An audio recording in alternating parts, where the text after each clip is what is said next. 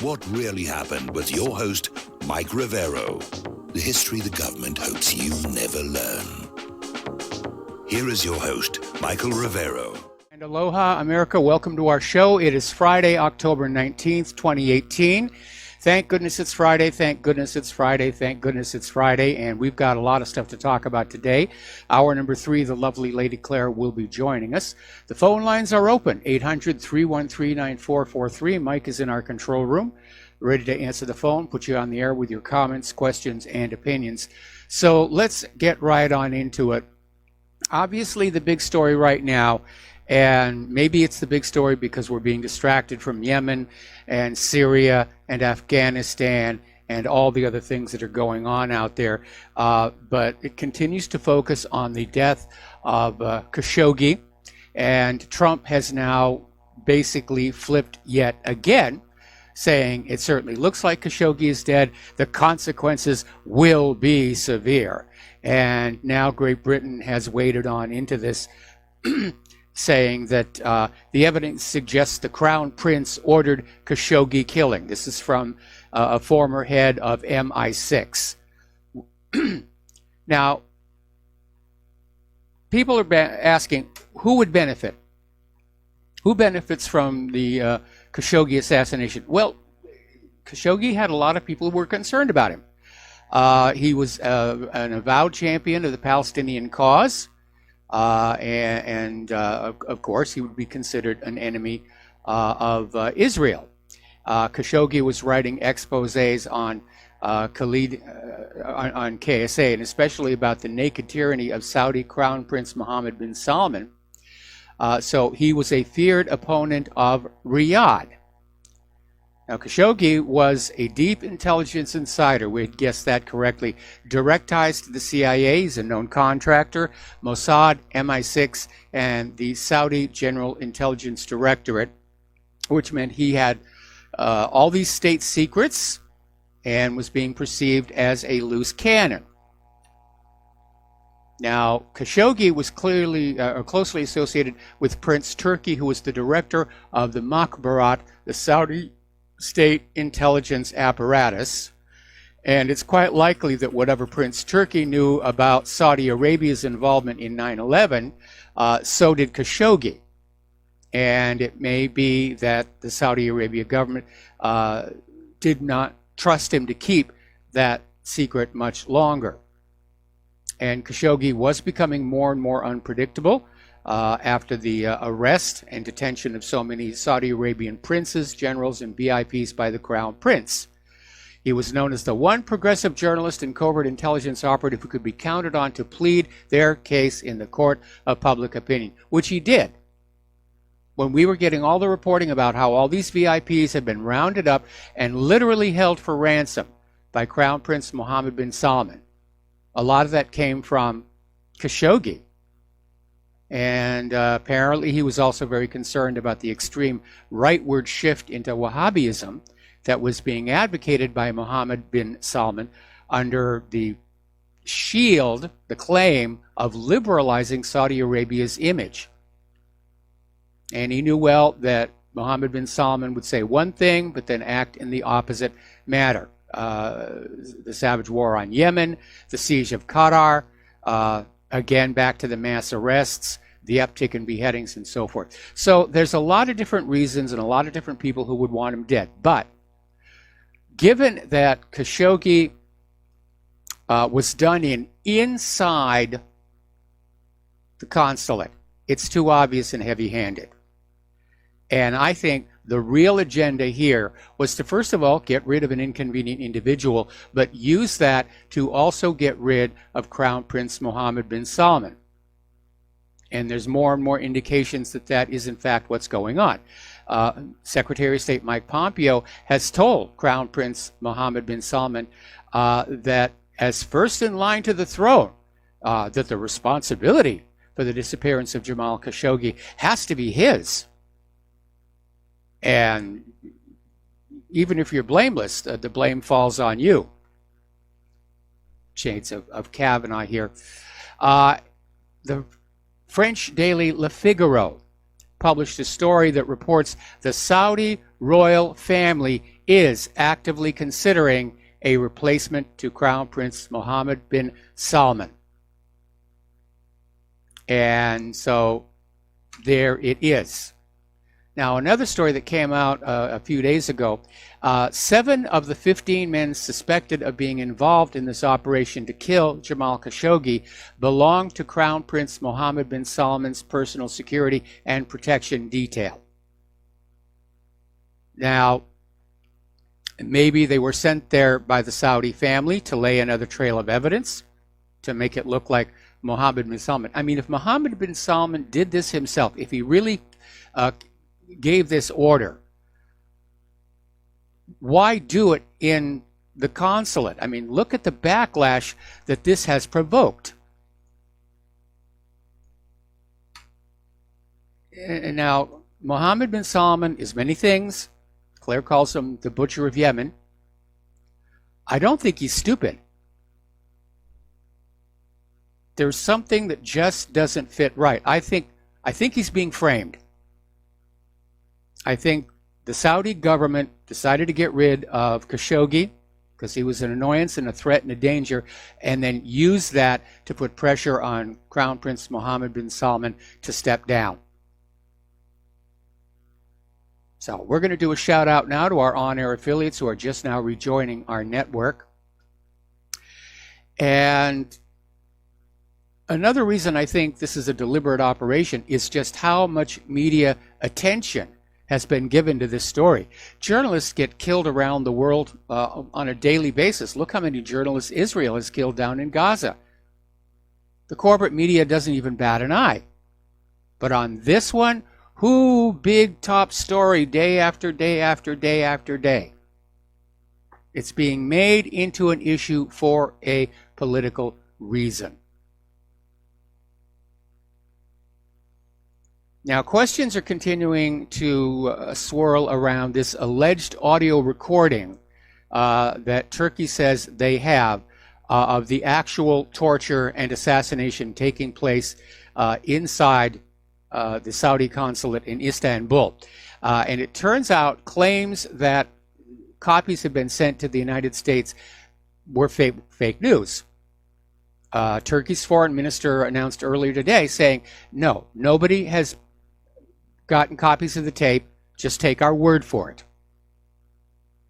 Which I'm not really ready to do. I was listening on the radio, the car radio this morning.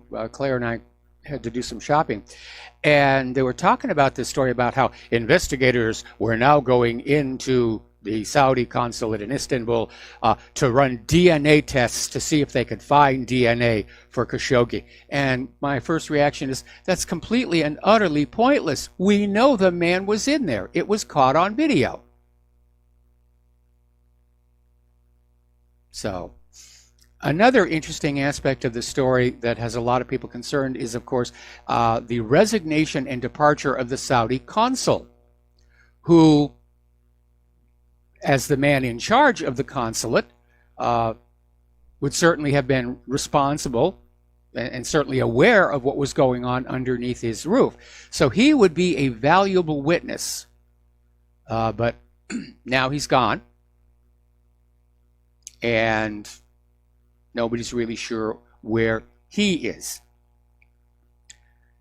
Over at MiddleEastEye.net, they're pointing out this incredible selective outrage in the Western media. And again, pointing out that all of this outrage and this chest thumping and this threats that we're going to do something, there will be consequences, stands in stark contrast to the silence and active support of Saudi Arabia's bloody war in Yemen.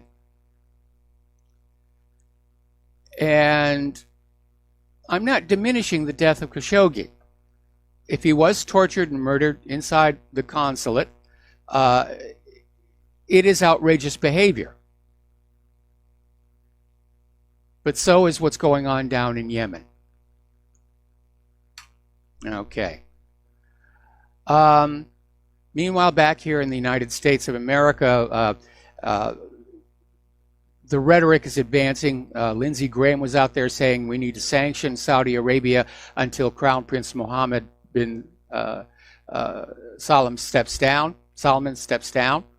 U.S. senators are demanding President Trump impose tough sanctions on Saudi Arabia just because they are an ally in an important mission, which is containing Iranian expansion in the region. We cannot be allowed to overlook or walk away from this horrible crime. It undermines our ability to stand for morality and human rights all over the world. Boy, oh boy, oh boy. Talk about 6 Pinocchios on that one. Morality and human rights all over the world? I'm surprised these senators didn't spontaneously combust right there. Drop down to the dark regions. The United States is not a moral nation. They're not protecting human rights around the world. They're one of the biggest violators of human rights. Oh, man, the bovine excrement is at flood stage. Now, as it turns out, the last column Khashoggi wrote was criticizing the crackdown on the free media by much of the Arab governments. That over in the Middle East, the Arab governments are silencing the media, not just the independent media, all media. All media are being silenced. Apparently, in December of 2016, just after Donald Trump won the election, Jamal Khashoggi wrote a column criticizing Trump, and Al Hayat newspaper, which published a weekly column by him, refused to run it. He had been with them every Saturday for 5 years. That one Saturday, they did not run it. So, meanwhile, we have this other Saudi prince Khalid bin Abdullah Al Saud, has called for another military campaign against Kuwait. And it's, why are all these people so in love with war? So Al Saud wrote on Twitter, Kuwait needs a new Operation Decisive Storm to purge it from the dirt of the Muslim Brotherhood and the supporters of Hamad's, which is the Qatari ruling family here. All right, let's turn on down to Syria, see what's going on down there. Full withdrawal of the U.S.-supported terrorists was to be completed by October 15th. The deadline has been missed because al-Nusra and allied jihadists refused to disarm and leave, likely at the behest of Washington, D.C., which really didn't want the demilitarized zone or deconflictized zone in the first place. They're still trying to find a way that they can justify going after Assad. So the designated buffer zone plan seems to be falling apart. And apparently these jihadists in Idlib continue attacking government forces and civilians. They're strengthening their positions, digging new trenches, and expanding their network of underground tunnels. In other words, they're getting ready to continue the fight. So, apparently, according to the Arabic language Baladi News, French forces are getting ready to set up a military base in Raqqa. Apparently, they have been invited in by the United States, which is kind of like breaking into your neighbor's home and then inviting some of your friends to come on over for a cold one. But according to the report, U.S. military troops are in talks with the SDF, the Syrian Democratic Forces, to further equip Al-Tabaka Air Base in western Raqqa and turn it into their new military base in the region next year. And the French army has sent weapons, military equipment, and forces to Raqqa. Now, I've belabored this point before, and you're about to get it again. The United States does not have permission to be in Syria from the Syrian government. Syria has not invited them, or for that matter, the French, to be there. There is no United Nations Security Council resolution authorizing the United States to be in Syria. Congress has not passed a declaration of war authorizing the United States to be in Syria. So, if you want to know who the aggressors are here, it's really, really very obvious. Okay, as Nikki Haley winds up her stint after 2 years as U.S. Ambassador to the United Nations, the media is trying to puff up her image and saying that she's made the post of UN Ambassador more glamorous than her predecessors. I have no idea what that is supposed to mean. And apparently this description came from Donald Trump himself. So we know that during her stint, Haley has further diminished the reputation of the United States of America, making us more isolated in the world's most vital international political body. And in her own words, Haley concluded her mission at the UN was accomplished because she was a strong defender of Israel against United Nations bias. That's funny. I thought she was supposed to be working for the United States. Okay. Little story. This is a flashback from Counterpunch. And it's saying, who's responsible for the tragic treatment of Palestinians? And then it concludes that Israel could not possibly continue to commit these war crimes without automatic, unqualified U.S. government support year after year after year. Pro-Israel lobby pressure controls all the major corporate news media, and sadly it's starting to control some of the independent media. Congress behaves like a committee of the Israeli parliament. No president since Eisenhower has had the courage to stand up to Israeli wrongdoing. I take exception to that. You know, Kennedy was definitely opposed to them getting nuclear weapons. And those who know the truth about what Israel is doing are afraid to speak out for fear of losing their careers, losing their jobs, being tagged by that canary mission, which means you're wasting your money. I mean, it's just smear tactics. It's McCarthyism all over. But the end result of all of this is that, yes, in point of fact, the United States government is complicit in all of these crimes committed by Israel. And more people, more and more ordinary Americans are saying, it's time to stop pandering to Israel. And yes, the politicians and the corporate media prostitutes and correspondents, they're totally taken over. They think it's far more important to be friends with Israel than to support actual American interests.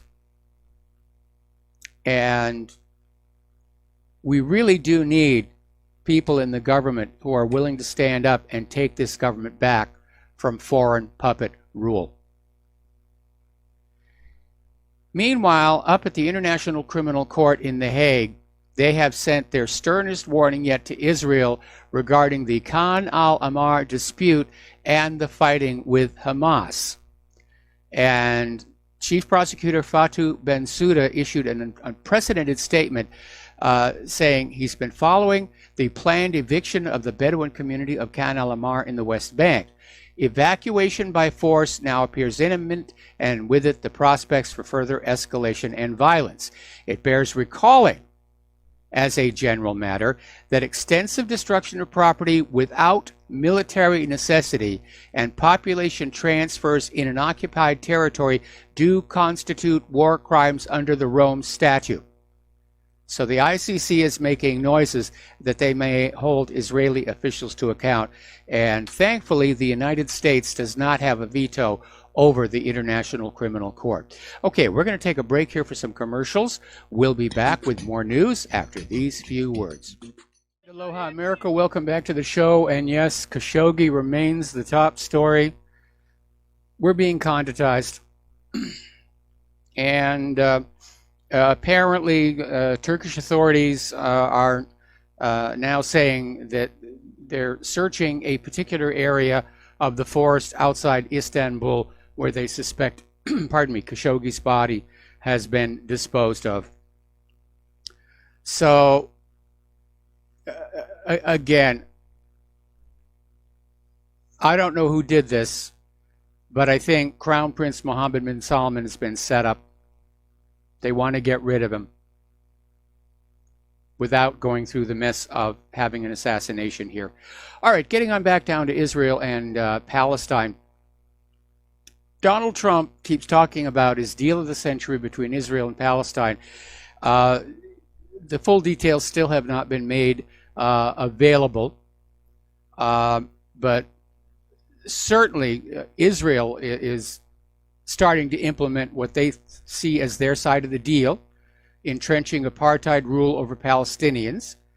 And meanwhile, Trump is basically dragging its heels on publishing the deal. Netanyahu is deepening his hold on the West Bank and East Jerusalem, and he knows that Trump is not going to stand in his way. Trump's deal of the century is Netanyahu gets everything that he wants. What we do know about the deal is that the Palestinians are expected to surrender their right of return. And that's a non-starter. So, and not too surprisingly, this last year has set a record for the number of homes demolished by Israel in East Jerusalem and the West Bank. And in many cases, they'll force the families to demolish their own homes to save a few bucks, because those bulldozers take a lot of gasoline. All of a sudden, Vladimir Putin is changing his tone. Last several years, he was been the voice of calm and serene, and just everybody calm down, and he's been a statesman. But apparently at the Valdai Forum in Sochi, he started ramping up the rhetoric, talking about the enemies of Russia, about how Russia is fearless. The people of Russia are fearless and ready to fight for their country.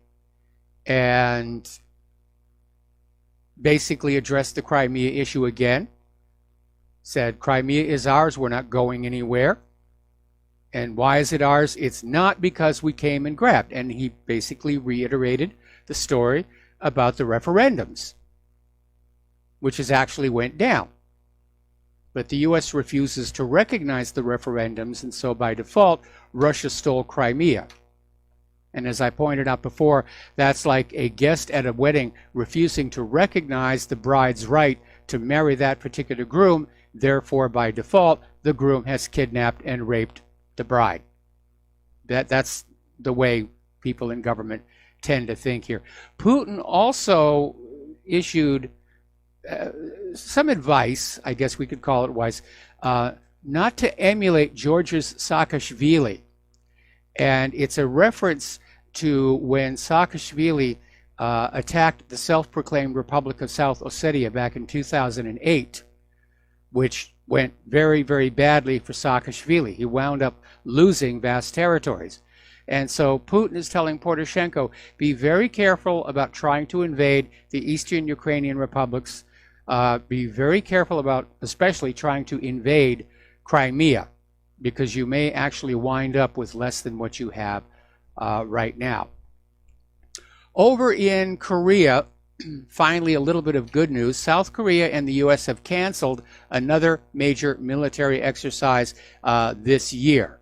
And they said they're doing it because they want to make more diplomatic progress with North Korea. Now, it's unclear whether the decision to suspend this exercise came from the United States or, and this is more likely, Moon Jae-in, who is clearly working on the diplomatic angle and clearly thinking that reunification is possible here. Interesting little story. This came out of Information Clearinghouse. If you want to make America great again, start by making America free again. And this is basically talking about the First Amendment and how it is constantly under attack, both by the government and private industry. And you can't have a free nation if you don't have freedom of speech. It really does come down to that. If that's taken away from us, then we're no longer the land of the free. We're the land of the slave, home of the surveilled. All right, we got to take another break for commercials, and we'll be right back. And aloha, America. Welcome back to our show here. And this is a bit of an alarming story. Apparently, John Bolton is pushing Donald Trump to leave the Intermediate Range Nuclear Forces Treaty with Russia. And Bolton is using as the excuse the accusation, still undocumented, that Russia is producing a intermediate range ground launch nuclear capable cruise missile at this factory inside Russia, the one where there was actually talk of just going on in and blowing it up. Now, the United States has already been in violation of the treaty itself. So we have another case of the pot calling the kettle black. But if Trump walks out of this treaty, then, you know, everybody starts making these missiles. And the world becomes a much more dangerous place here. Now, let's talk about the 7th Fleet. It's over here in the Pacific. West of us, it's over by Japan. It's home ported in Japan. And they have had a really rough time of it. They now have a reputation of being the most disaster-prone fleet in the U.S. military. And the most recent incident involves an MH-60 Seahawk helicopter crashed on the flight deck of the USS Ronald Reagan shortly after takeoff. And apparently the personnel on board are in stable condition. None of the injuries are life-threatening, but some of the servicemen were evacuated ashore. And this is the second incident involving helicopters to hit the U.S. Navy this month. Earlier, 2 HH-60H Seahawks crashed into each other while taxiing at Kadena Air Force Base in Japan. Nobody was injured. So, again, this is not helping the reputation of the 7th Fleet. Because remember back in June 2017, the guided missile destroyer USS Fitzgerald collided with a Philippine container ship near Tokyo, which killed 7 of the destroyer's crew members. 2 months later, 10 sailors were killed on board the guided missile cruiser USS John McCain when it collided with a merchant vessel off of Singapore. And then in November of that year, a C-2A Greyhound transport plane carrying 11 people crashed near Okinawa. 8 people on board were rescued. Our military is not in good shape. And don't forget the Fat Leonard scandal. That involved a lot of the people from the 7th Fleet. I think something like 60 admirals. Got a lot of admirals over there. All right, let's talk about our domestic politics here. There's a story that's breaking that has a lot of people very much up in arms. There's a lawsuit that's been filed. It was discovered that Democrats have been asking non-citizens to register. And apparently they have been mailing out applications to register to vote with the citizenship box pre-marked yes. And district attorneys and the Justice Department were notified about these applications by the Public Interest Legal Foundation. And the group also provided a signed affidavit from one individual who said a number of people who are non-citizens received the mailing. Now, if you think about it, this is the Democrats allowing foreign interference in a United States election. Because all these illegal immigrants, they are technically foreigners. After all that screaming about Trump and Russia and foreign interference, and here are the Democrats, yeah, pretend you're a citizen, vote for me. Pretend you're a citizen, vote for me. So there is a lawsuit. And this, if you thought 2016 was a crooked election, this next one is just going to be worse. And the Democrats are desperate. They are just getting so desperate out there. Elle Magazine, or LA Magazine, apparently had an issue with their tweet that they sent on out with fake news. And the tweet said, Kanye Kim split up. And so everybody's going to want to click that, and it took them to a voter registration site.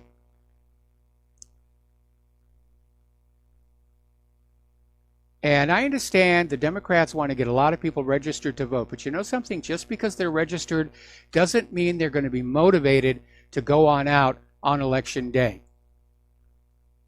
And right now we know that the GOP base is energized because of what happened to Kavanaugh, and the Democratic base is kind of, they're not really enthusiastic. They're not showing up at the Democratic rallies in huge numbers. I think they're turned off by some of the more extreme elements of the Democratic Party, the hard left party. So again, we're 18 days away from the midterm elections.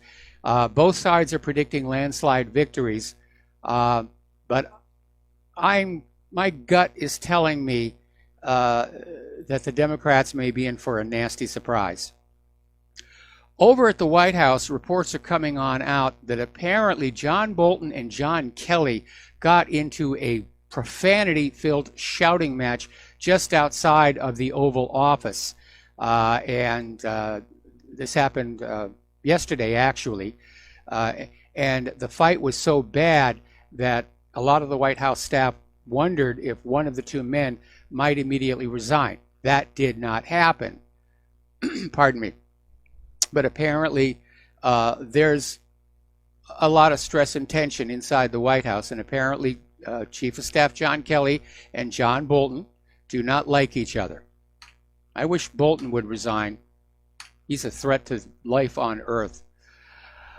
I want to get back to this issue of civility in our public discourse, because we're quickly becoming uncivil, and police are in New York are searching for a man who just started screaming white people are the devils in a pizzeria and then punched this 60-year-old white guy in the face so hard he needed eye surgery. And yeah, it's like whites are becoming targets again, just like South Africa, just like Zimbabwe, just like Namibia.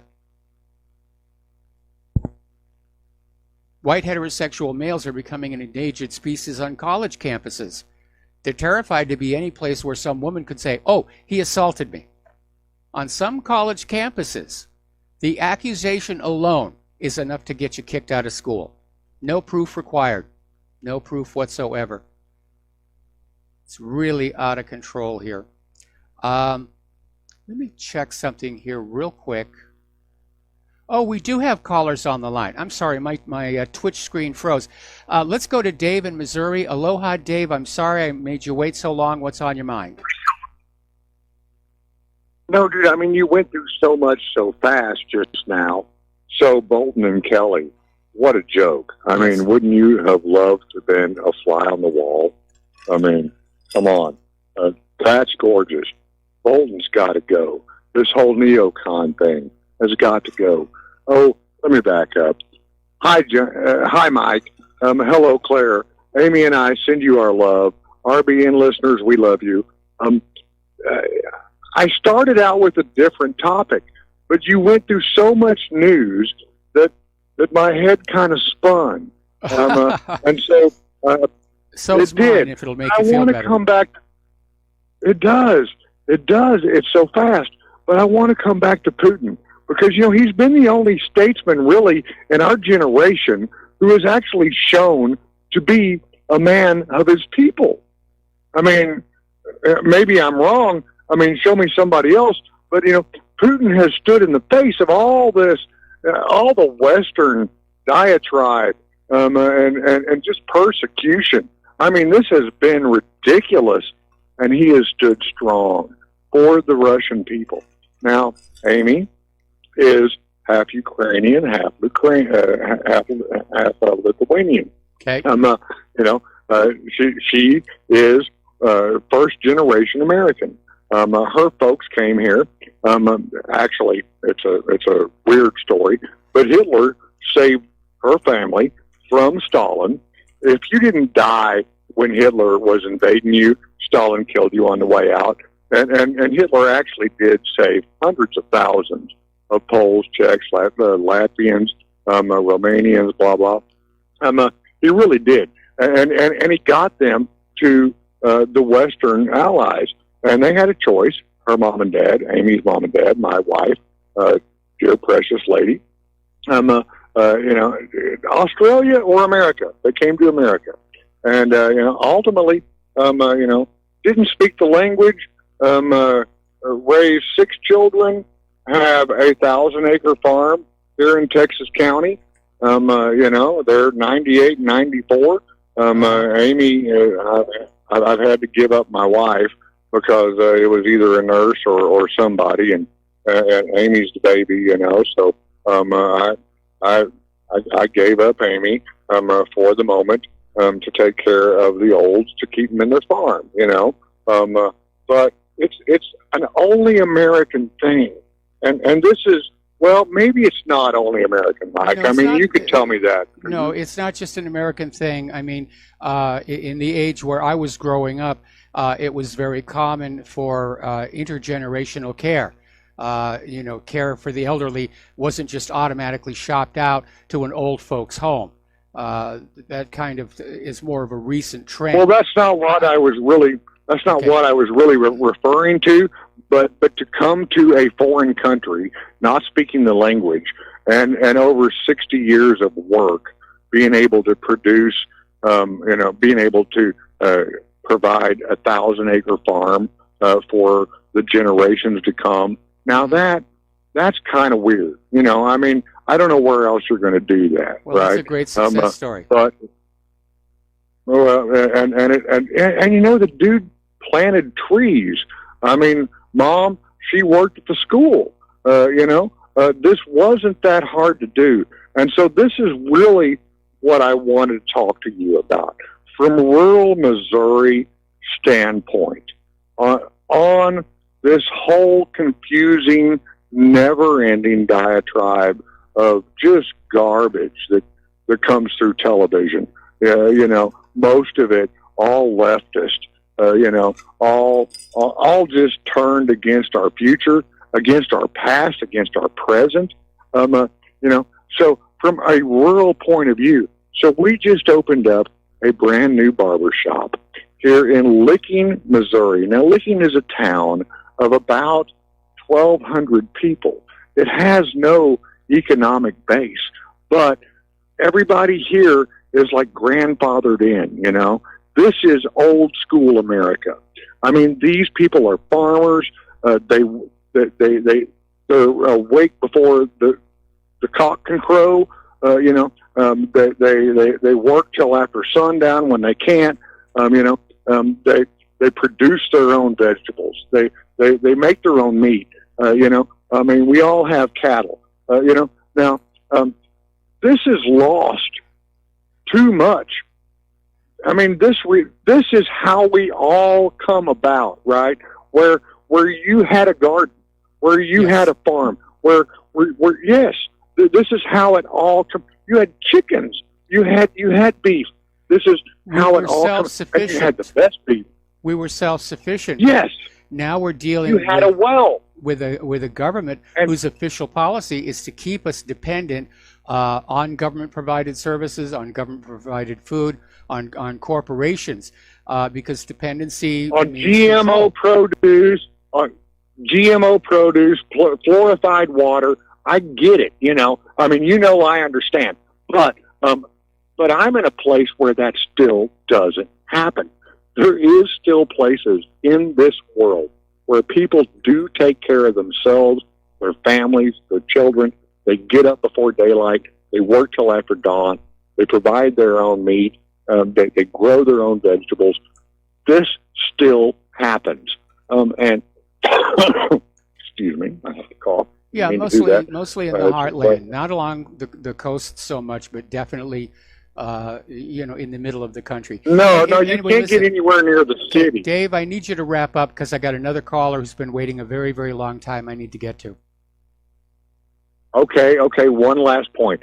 Folks, if you don't take care of your children, no one will. The government is not your nanny. and is not going to take care of you. They don't take care. They don't care for you. Please support RBN. Please support Mike. Amy and I love you and Claire. You know that. Folks, you've got to be. If you're a man, you got to be a man. If you're a woman, you need to be. If you're a mother, be a mother. Be a partner. Do something. Do not depend on this government. You cannot trust it. It will not fulfill your needs. You will be failed. The only way you're going to make it through this, because we got tough times ahead, only way you're going to make it through it is to roll your sleeves up and learn how your grandpa did it. And I'll let you go with that. Peace out, right, Mike. I love you, and I love RBN. Well, thank you very much for that. We're going to switch over to Don in Iowa. Don, thank you for waiting patiently. I'm probably going to have to take you through the commercial break, but let's get started. What's on your mind today? Hello, Mike. Can you hear me? Hello. Hello. Yeah. I wanted to say a few words about Elizabeth Warren. You were talking about her yesterday, but yes. When I knew that, or Sacagawea. Yeah, I could tell. Originally, I could tell she was a big phony when Bernie was running against Hillary, right? And yep, they were waiting on Elizabeth Warren to decide what's she going to do. She was on the fence. All she had to do was say, "I'm for Bernie," and that would essentially, she would have been a kingmaker right there. You know, I mean that would, but she wasn't going to go against the power structure there, even though she was ostensibly trying to purport to be some kind of a breath of fresh air in the Democratic Party, or somebody that a little thinking outside the box or something like that. I don't know what she was trying to do, but you could tell right away that she was a phony when she would not come out for Bernie. She could have done it. And, yeah, she could have, but I mean, she's certainly, outed as a phony now. This is going to haunt her for the rest of her political career. She's dug herself into a big hole, and unfortunately, she keeps trying to dig deeper. And I think her chances at 2020 just went out the window. Anyway, listen, Don, do you have anything else?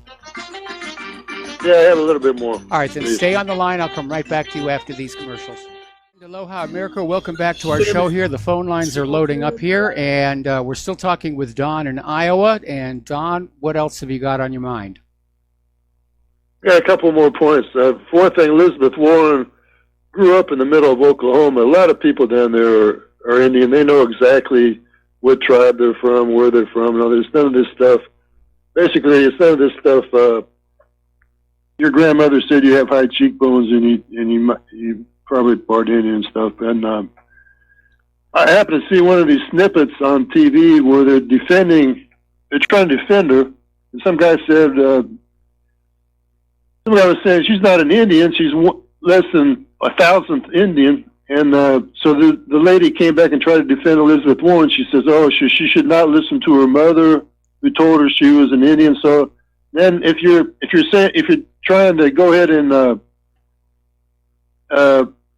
expose Liz Warden as a fraud, you're against motherhood now, so you're against all motherhood. Boy, that's a bit of a reach. That was a pretty good tactic, I admit. But on this Project Veritas, the thing about that is, this guy, O'Keefe, no, he doesn't break the law. He knows exactly what he's doing. He stays within the law.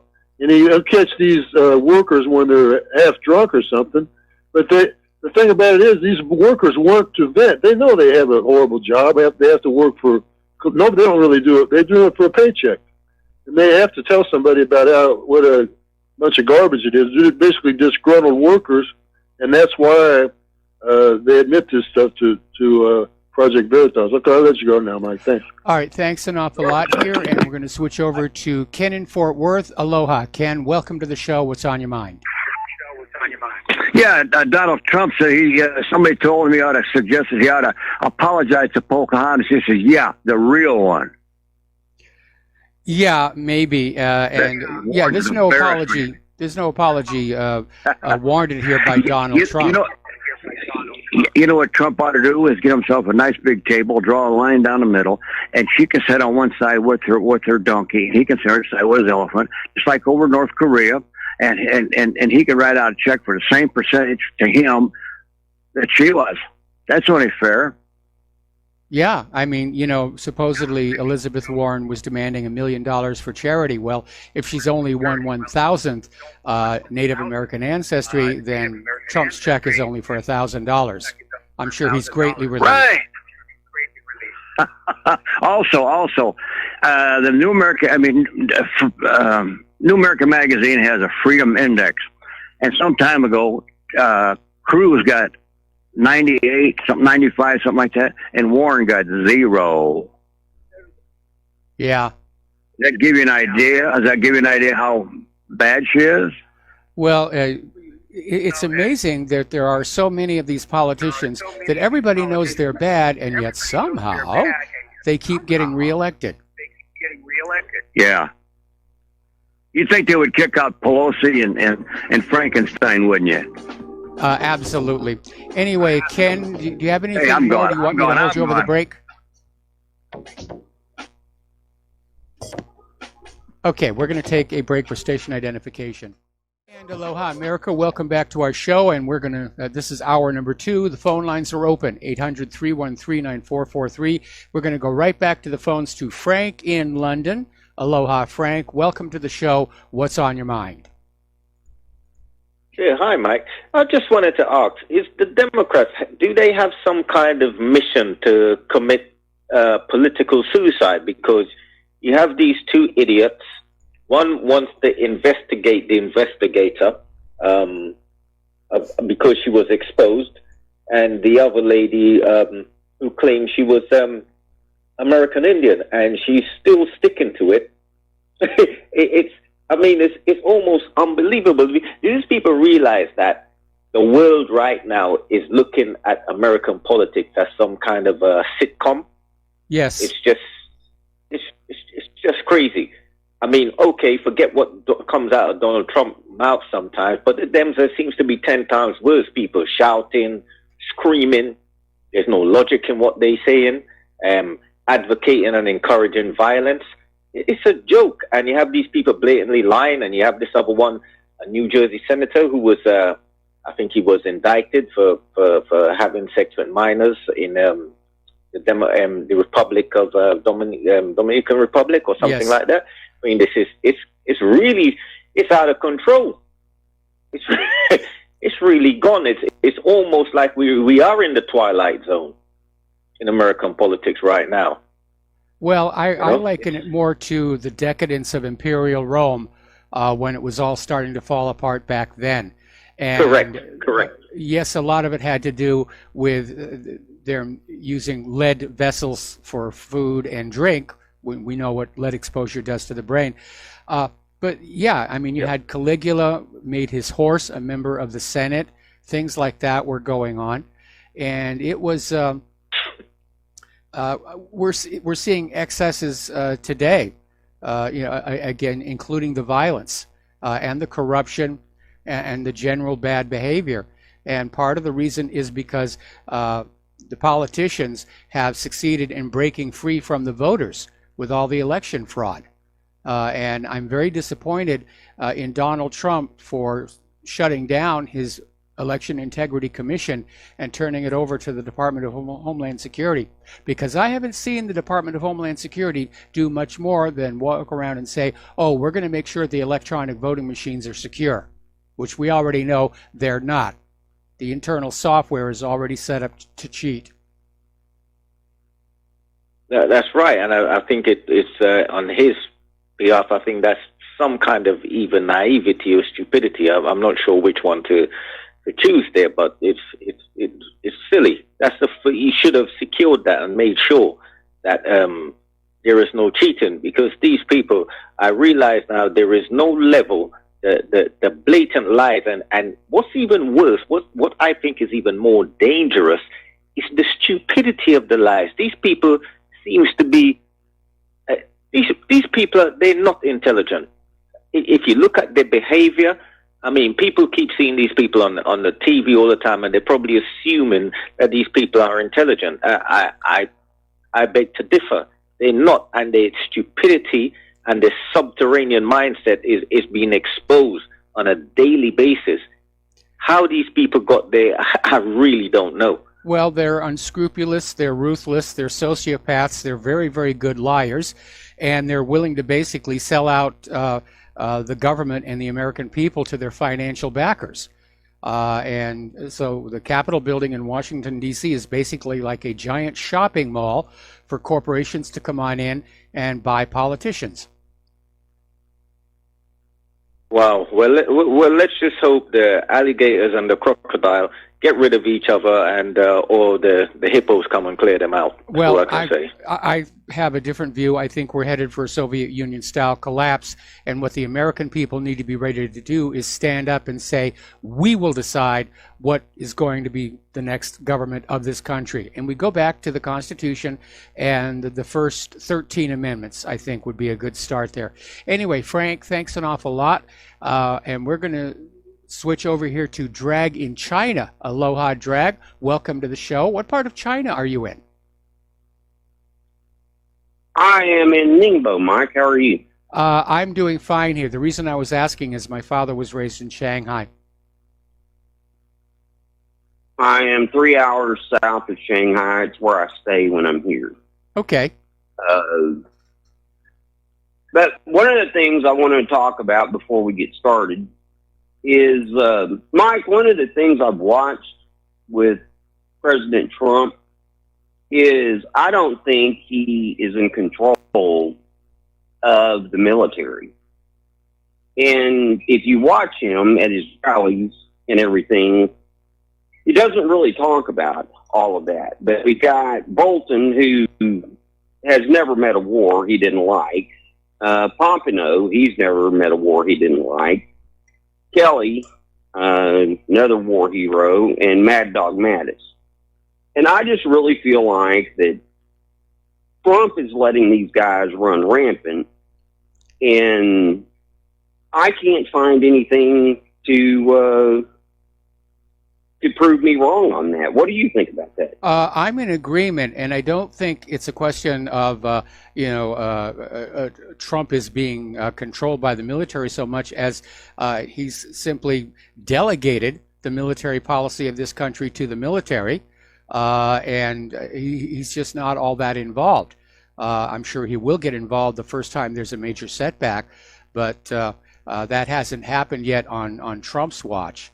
So we do know that Trump gave the orders for those cruise missile attacks on Syria following those 2 false flag chemical attacks. So he's exerting some control, but I think the nuts and bolts day-to-day running of the military, he doesn't want to get involved with that.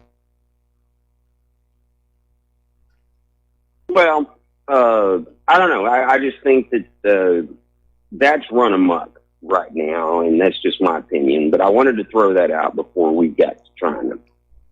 And I listened to your show last night. You had a caller, I don't know him, talk about going to Walmart and buying from China, and that 7 cents goes to the company and 93 cents goes to China. And he may be right, but I don't think so. No, he's overstating the situation. But Mike, just to clarify on that point, obviously Walmart gets their markup on the product, which is usually about 50% of the sticker price, if you will. Then, of course, the companies that are importing these products from China, they're making money on the deal as well. So it's a little, more balanced than he makes out, because those import companies are, for the most part, based here in the United States of America. But I do agree, importing so many products from China has harmed the U.S. Employment picture, and there should be efforts to try and turn it back. So far, Trump's tariffs do not seem to be doing that. Mike, I think that Trump he's trying to do the right thing, but it's killing us. It's killing us. And so far since August 6th, when the tariffs went into place, I've had 2 containers come in, and it's cost me about $23,000. I'm a small company, and that doesn't help me. It doesn't help my customers. We just saw a post on what really happened last week over Ford has already paid over $1 billion. Yep. And where does that go, Mike? Where does that go? It goes into the government's pockets. Exactly. But It's who does another it go to tax. help? And that, well, the thing is that, you know, the caller yesterday really, he got my attention. And the Chinese people are very naive in many ways, but they're very loyal. They're very good people. But, Mike, one of the things, I was here in March, and I went to go look at an office to buy. I bought 2 apartments while I'm here, which I can't because I'm American. But anyway, you understand. Yes. But all of their banks are owned by the government. And all of the property is owned by the government. And they only deal in compound interest. That's it. They do not have any simple interest loans here. And one of the apartments that I purchased a year and a half ago, or a year ago, it has a 70-year, you can only own it for 70 years. And you can only own one of those.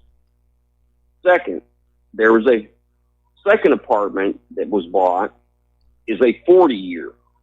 And for example, a 70-year note, or not note, the note's only for 15 years. But with a 70-year ownership, you can send your kids to public school. You have a lot of benefit from that. Mm-hmm. 40-year, you cannot send your kids to public school. You have to send them to private school. And that's the way it is. And I'm not trying to paint a bleak picture because it's not. The thing is that what really pisses me off is listening to all of these congressmen and everything else talk about how bad the people in China are treated. They need to come over to China because these people actually are treated very well. The problem we've run into is the tariffs came at the same time that you saw wages increasing beyond what the profitability of the company is. Does that make sense? Yes. So all of this crap that I'm listening to, and, you know, when Trump was talking about bringing everything back, you've known me a long time. I do casting, steel castings. And you can't get steel castings in America. You're not going to do it. There's no way. And if you did, you couldn't afford to pay for them. And so my point being is that, you know, China didn't do anything to the United States. The United States did what it did to itself with a bunch of greedy people at the top running our government. Yes. So that's my opinion. I mean, it's a complex picture, and it's the greed of the politicians, the greed of the executives. It's also that following World War II, we literally had a corporate culture that was disconnected from the process of actually making the products through the invention of the MBA and scientific business management. And as a result, the executives grew up to be controllers of corporations who just said, we're just going to move the manufacturing someplace else because they'd never really been connected to the process of manufacturing or in the first place. So it's a complicated issue. And I remember back in the 1980s, people were sounding the alarm over the decline of American manufacturing. And common sense is going to tell you, you've got to have a product to sell if you're going to make money. Of course, Wall Street believes that if you just take a big pile of money and shake it side to side, it'll magically grow. But the U.S. government, instead of addressing that issue, invented what they called the service economy, which is that we were going to prosper the nation by doing each other's laundry for a fee. And that certainly created more tax opportunities for the U.S. government, but it didn't actually bring new revenue into our country. And that's when things began to decline and our standard of living began to decline.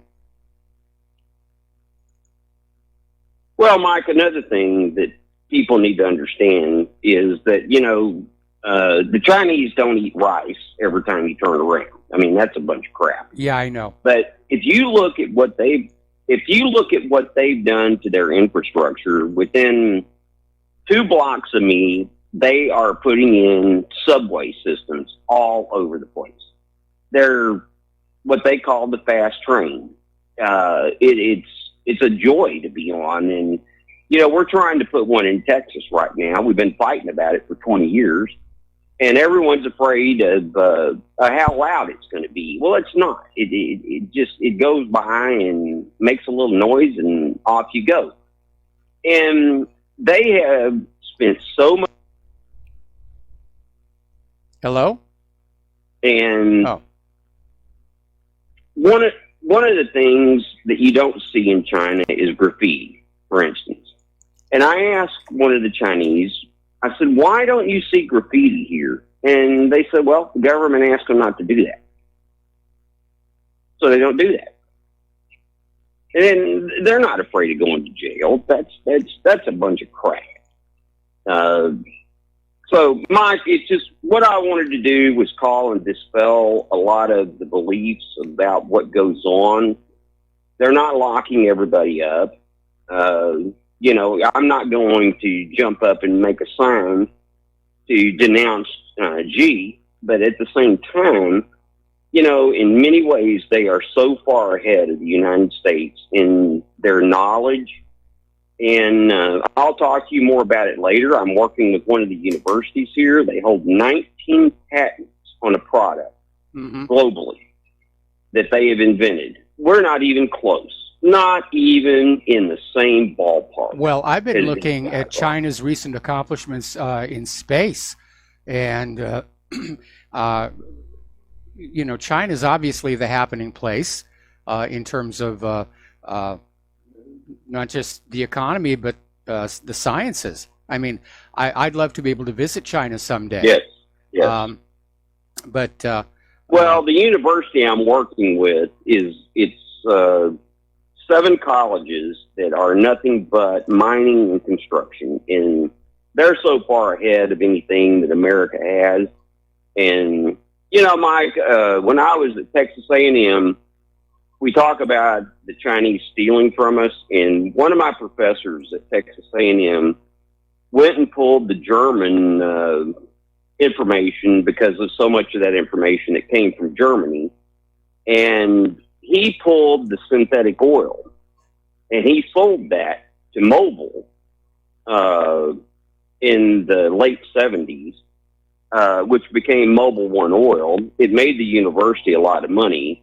But yet we talk about how much the Chinese have stolen from us, or whoever else has stolen from us, and that's just a bunch of crap. So anyway, I'll give you another report as I go along. But Mike, what we're doing as a nation is the Chinese are going to resent us the way that a lot of other people around the world already do. I would say that's probably already happening. Again, getting back to that story about Nikki Haley has basically isolated the United States. We have a very bad reputation right now. Nations are afraid of us. Our standing in the world is not good. Well, 10 years ago, I looked like the animal in the zoo to these people. But now you're starting to feel the resentment that you see in Europe and South America and all the countries that I travel to. And it's just not a good feeling, Mike. And I don't really want our country to be who they perceive us to be, because that's not us. It's not you. It's not me. Well, it is our and government and it is our everything. So, corporations, and I can imagine the tariffs are causing a lot of damage in China as they are here. Anyway, listen, Drag, I'm going to have to let you go. We got a bunch of Yep, callers Mike. waiting on the line. I appreciate it. I'll keep you posted, and I'll keep you posted through next month. All right, thanks an awful lot, Have a good and one, we Mike. look forward to that. We're going to do a shout out now to our on-air affiliates who rejoined our network a little while back. We're coming up on a commercial break, so I'm going to hold off taking more phone calls until after that. Now, Loretta Lynch is out there saying voter ID laws are meant to scare people away from the election process. That's how desperate they are to prevent a voter ID law. That's like saying driver's licenses are meant to scare people away from owning a car. That's how silly and desperate they're getting. We're going to take a break for commercials. We're going to be back with more phone calls after these few words. And aloha, America. Welcome back to our show. We're going to go right back to the phones now. Dustin in New Jersey, thank you for waiting patiently. What's on your mind today? I have to appreciate that gentleman who called from China. He's absolutely, Mike, we keep saying China is the next empire. It's already there with the PPP in terms of per person parity, right? They have overtaken us economically as a superpower. And the problem is with American people, not all of them, but percentage, they just can't accept the fact that we're not on top anymore. You know what I mean? Like, Yes. our government, the economy is about power. If our economy slips, then our government's power slips. That's what it's about. So they got to demonize China. They got to demonize Russia. They got to demonize Iran. While at the same time, we're all buddy-buddy with Saudi Arabia and Israel and Britain and France, you know. But, you know, who's all buying the stuff from China? Britain, France, right? Everybody. You know, Yes. China's 85% of the world's manufacturing, and that's a fact. Yes. It's not going to change. It's not going to change at all, you know. So, and then, like he said, all the railroads over in China, they're all brand new. They're building railroads through Russia with the Silk Road. There's railroad projects going all over the place. They're in Africa. And what are we doing? We're building drone bases for crying out loud. I mean, it's a different mindset, Mike. I mean, we're trying to rule the world militarily, and they're going to do it economically. And they're winning economically, I can say. And economically, eventually will be militarily. Because what they say by 2030, they're going to be militarily more than we are in terms of them spending money, right? And people don't realize we spend a lot of money, goes to waste, but over there they're very frugal. You know, I mean, they can spend 1/100th of what we spend and get the same results. And you just got to look at the F-35 for that, you know, or the F-22. Same thing with Russia, and the reason they can do that is that the vast majority of our huge Pentagon budget is being spent to maintain over 700 military bases around the world. And they all cost millions of dollars to operate. There's the salaries for the personnel on board. There's whatever weapon systems are deployed there, the care and maintenance of it, fuel, electricity, all of that. It's a huge, huge expense. And that's why Russia and China are able to build very capable modern weapons with much smaller military budgets than the United States. They don't have bases all over the world. They just want to take care of their own little country.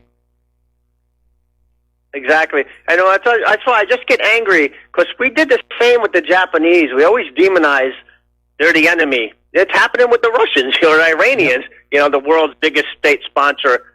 Really? You know, I mean, come on. Everybody knows it's Saudi Arabia and Israel and our own government. States. That's the biggest state sponsor.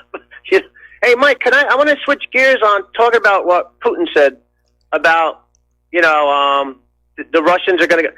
He was basically saying, like, they're righteous. You know, like, they're not looking for a fight, basically, he's saying. If the fight comes to them, they will respond, and they're the ones going to go to heaven because they're righteous. Yeah. You know? I never heard him say, I mean, he really came out, I mean, I was like, whoa. You know, that's an eye-opener, you know. It's a new Putin, and it's a much tougher Putin. And, yeah, he came out again the other day saying that Russia will not initiate a nuclear strike, but if Russia is hit with a nuclear weapon, they will respond.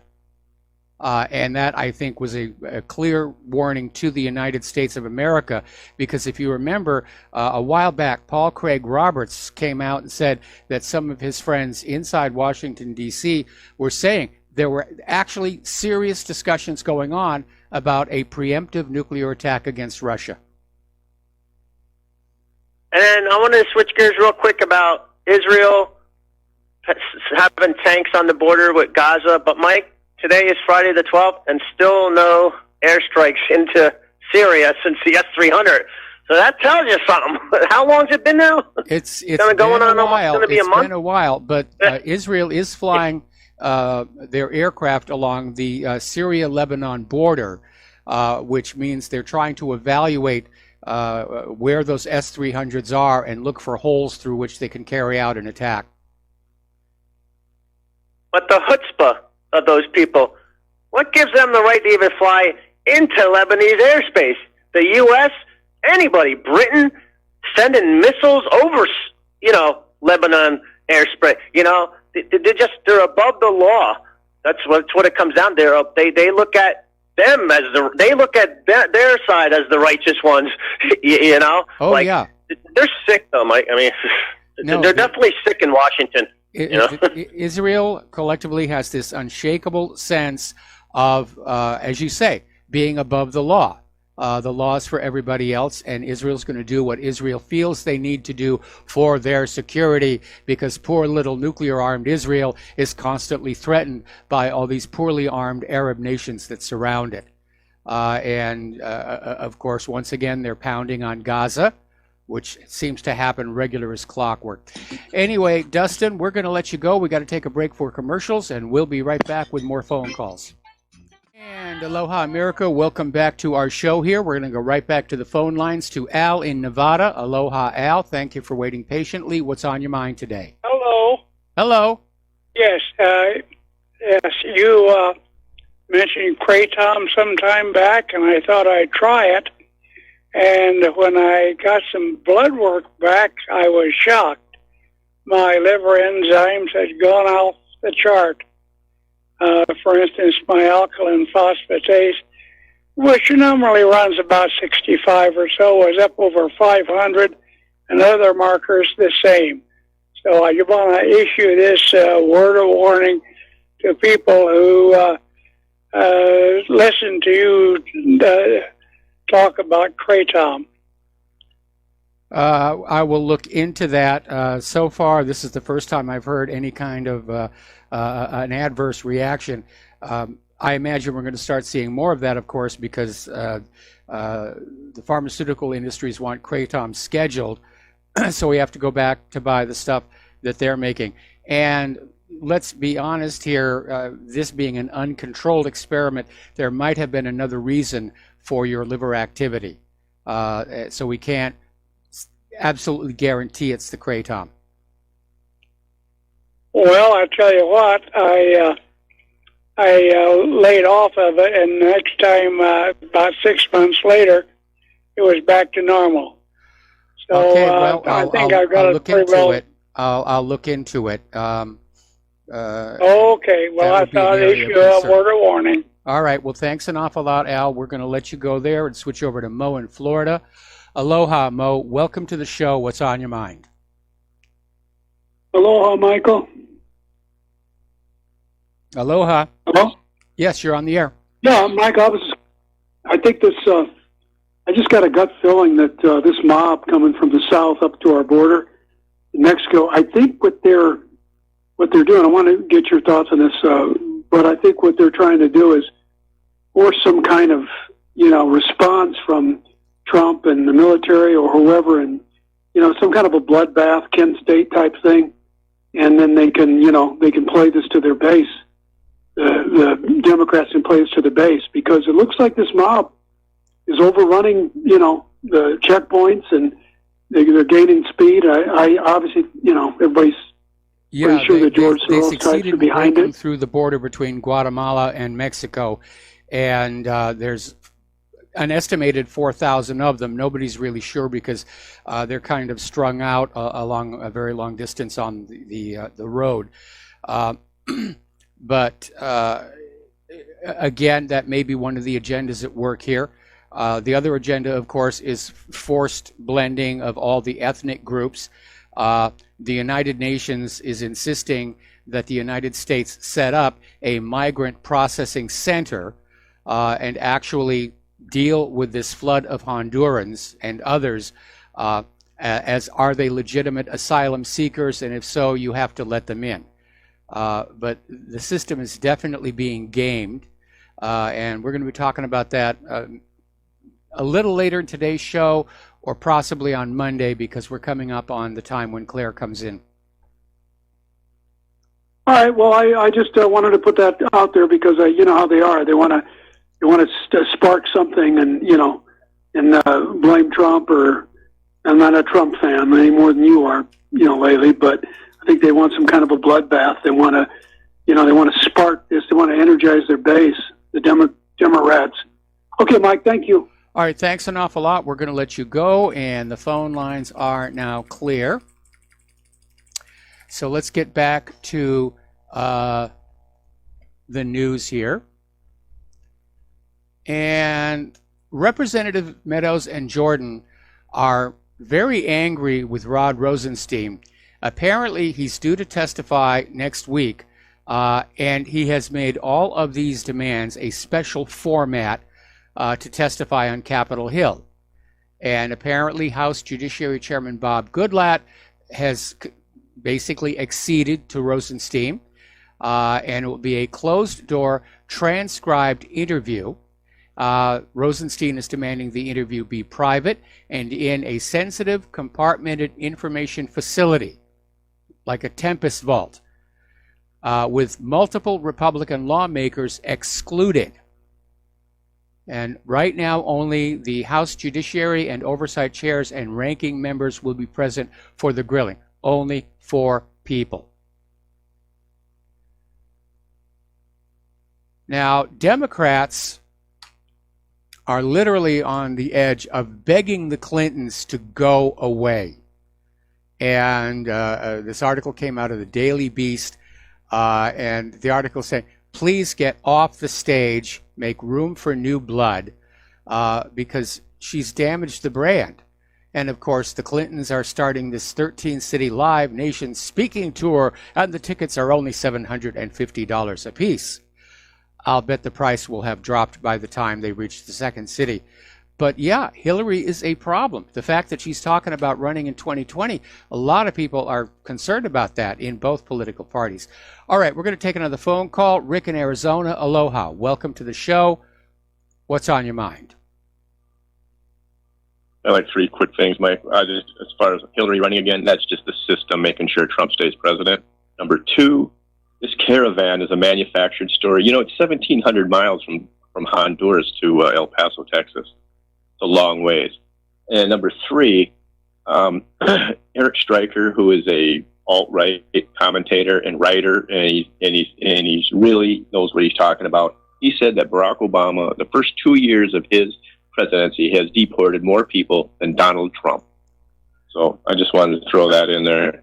Thanks for taking my call. All right, well, thank you very much. And yeah, Trump has deported a lot of people. He hasn't deported enough. It's a drop in the bucket. It's like the job creation. We've created, 5,000 new jobs this month, and we have 1/3 of available Americans out of work. So it is an issue. All right, so we're going to let you go. Thank you for the phone call. Over in Portland, the mayor has basically proposed new measures where the police are going to keep protesters and counter-protesters apart, and anyone with a history of violence will be held in designated zones with enhanced police supervision. And this came from Mayor Ted Wheeler 2 days after leftist members of Antifa brawled with right-wing activism groups Proud Boys and Patriot Prayer, which saw the protesters beating each other, assaulting each other with pepper spray. Some injuries happened. So we're getting into this era of political violence, and it's being encouraged. Over at the University of Mississippi, there is this assistant professor of sociology, James Thomas, who literally tweeted out saying, you know, don't just harass conservatives in restaurants. You know, put your hands into their salads. Put your whole fingers in their salads. And an official for the University of Mississippi said, while we value free speech, obviously this requires an investigation. And they condemn statements that encourage acts of aggression.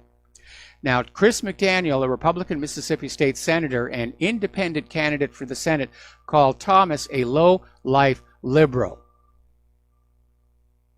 So it's getting testy out there. Nancy Pelosi has joined with Hillary Clinton, implying that if the Democrats don't get what they want, that there may be violence. She came out with a comment, there will be collateral damage to those who disagree with us. Now, interestingly enough, Nancy Pelosi got a taste of her own medicine. She was down at a restaurant in Miami and was accosted by a crowd of Cuban Americans who literally drove her out of that restaurant. So now, Nancy, you know how it feels. And apparently the issue with the Cuban Americans is that they feel the Democratic Party is focusing way too much attention on Mexican immigrants and ignoring the issues of Cuban Americans. So they're getting in her face here. Here's where it's getting dangerous, and I do not agree with this, but I'm going to report on that anyway.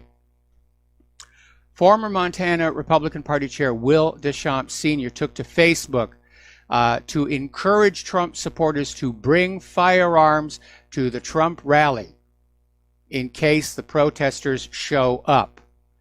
And asked to explain himself, he clarified he was worried about Antifa and continued to make comments saying, yeah, people have a right to defend themselves.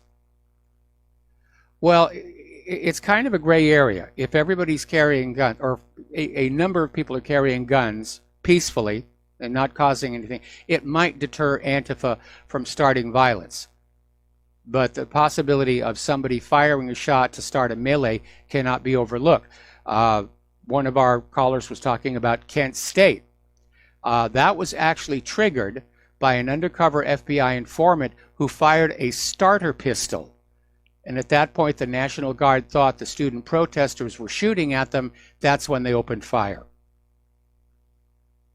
So, the founder of #MeToo has now hit out against Hillary Clinton for claiming that Bill Clinton's affair with White House intern Monica Lewinsky was not an abuse of power.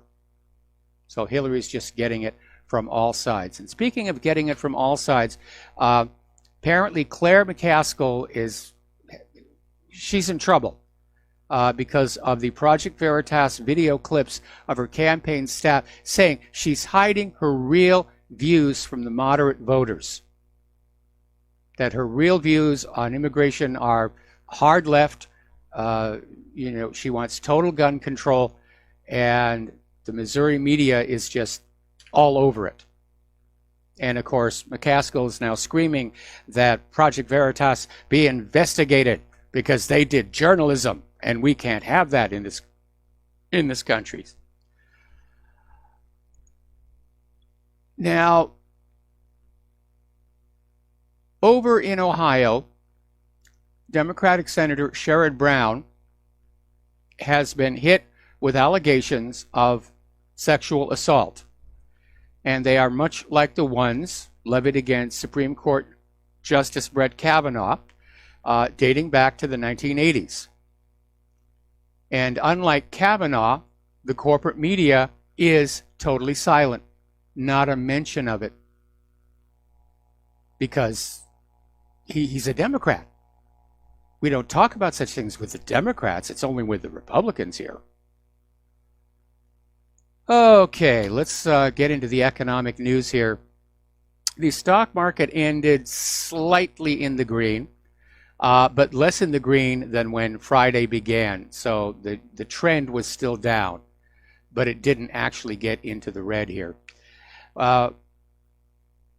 shale oil. It looks like their glory days may be over. And they caused a lot of damage with all this fracking, a lot of environmental damage. They ruined a lot of people's homes because the tap water now has methane coming up through it and you can set it on fire. And everybody went along with this fracking and shale oil boom because, oh, there's just tons and tons down there and we'll have oil forever. But it turns out there wasn't that much down there. And some wells in that Permian structure are already suffering from decline rates at above 15% after 5 years, much higher than the 5 to 10% originally anticipated. And this is according to R.T. Dukes, a director at industrial consultant Wood Mackenzie Limited. And he was telling Bloomberg, you have to grow activity year over year or it gets harder and harder to offset declines. So what he is saying is, in order to offset the declines from the existing fracking wells, which are worse than expected, the solution is to drill more fracking wells. Anyway. Very alarming story from Investment Watch blog. Current studies are showing that 90% of all Americans over 60 are forced to file for bankruptcy. So don't tell me this is a great economy. And of course, you know, rents have gone up, cost of food is going up. We're seeing cuts to pensions.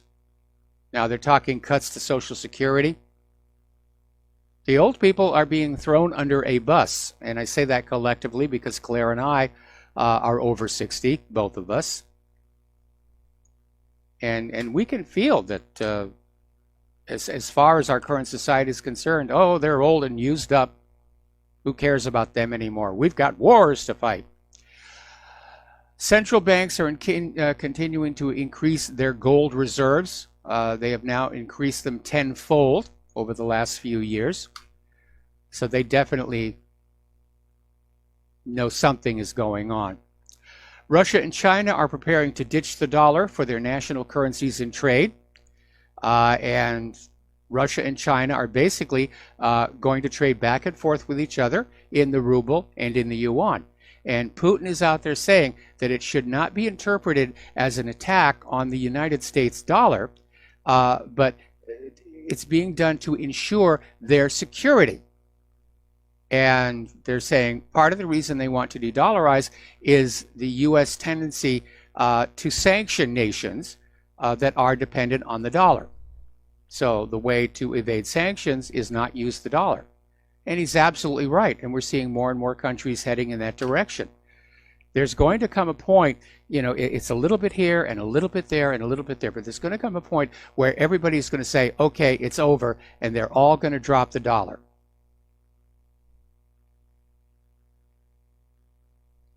Now, apparently, down in San Juan, Puerto Rico, the FBI raided government offices as part of an investigation into fraud and obstruction of justice charges. Apparently, an anonymous tipster called into the city controller's office about how the corrupt mayor's office awards government contracts, specifically a $4.7 million deal with construction company BR Solutions. So, even in Puerto Rico, they're dealing with that. Okay, we're coming up on a commercial break here. And when we come on back, we're going to be talking about this mob of Hondurans headed toward the U.S. border. We'll be right back. And aloha, America. Welcome back to our show here. So we've got this huge crowd, 4,000 plus, and they're still not really sure about the numbers. And apparently they succeeded in breaking through the barrier between Guatemala and Mexico. And if you've seen photographs of the way Mexico guards their borders, that is a serious, significant fence and gates. But when you have that many people tugging on the structure, eventually it gave way. And these migrants are demanding to be let into Mexico and ultimately through to the United States. They're shouting, we're not smugglers, we are immigrants. Well, we do have a legal immigration policy where you can apply for citizenship and go through the process. Only the Democrats, only the liberals think that you should be made a citizen and especially allowed to vote just by stepping over the border. Now, Donald Trump has threatened to cut aid to Honduras if their government does not cooperate in preventing this trip. Well, I would say in this case, the horse or the people are out of the barn. They're already up into Mexico here. But apparently the government of Mexico dispatched 2 727 Boeing planes filled with federal police officers to that southern border to try and intercept the caravan. Now, at one point, it was reported the caravan had turned back, but that turned out to be false. Apparently, they basically pulled back to rest for a while and give a chance for the stragglers to catch up. Then they surged forward again and into Mexico. So with that in mind, here's a story that came out of Judicial Watch. And apparently, according to Guatemala's president, nearly 100 ISIS terrorists have been apprehended in Guatemala. And obviously, if they join this mob and they're let into the United States, there could be some serious unpleasantness. Because ISIS right now is feeling very much betrayed by the United States government, which set them up and supplied them and has now turned on them. So this open border policy is a threat to our national security. And I think on that grounds that Donald Trump is fully justified in sending the military down there. Now, I don't think we're going to see this group voluntarily turn back. There's going to be a confrontation. And again, the issue is going to be, are they going to turn around and march all the way back to Honduras? I don't think so. They're either going to be in the United States or they're going to be in Mexico, and neither government really wants them.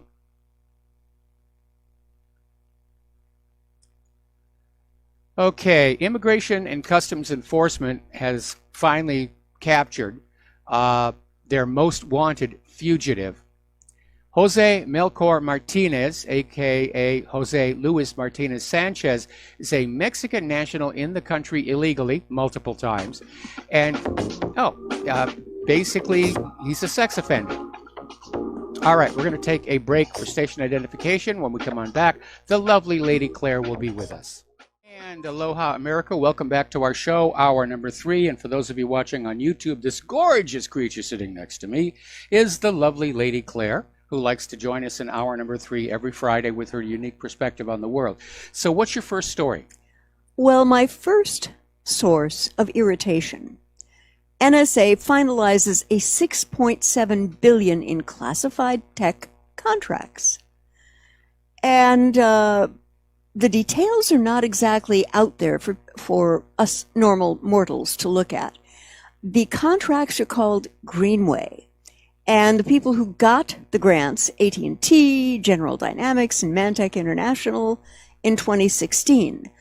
And the question I have to ask is, when we've got infrastructure in this country corroding away, when we have our veterans sleeping rough in the streets, and everything is falling apart, the government decides, $6.7 billion is a reasonable price to pay for these contracts for all of the things that are falling apart. And the needs of the American people are not getting met. That really irritates me. Well, we're in a wartime economy. Yeah. The government doesn't want to admit it. Corporate media doesn't want to admit it. But that is the ugly reality. Yeah. In wartime, all of the available money goes to the war machine, and everything else is left to basically rot away and decay. The general population is basically given just enough food to get by. And the idea is that after the war is over and we emerge victorious, that they'll go around cleaning things up and fixing things. But if we lose this war, obviously that's not going to be the case here. No. We're going to be left with a whole lot of debt and nothing to show for it. Right. Yep. I'd like to talk about the current situation in Syria right now. Apparently, the Russian S-300 defensive systems have been upgraded. How they've been upgraded, we don't know. but just that they have. And it's 3 battalion sets of S-300 PM and 2 air defense missiles were handed over to Syria by Russia.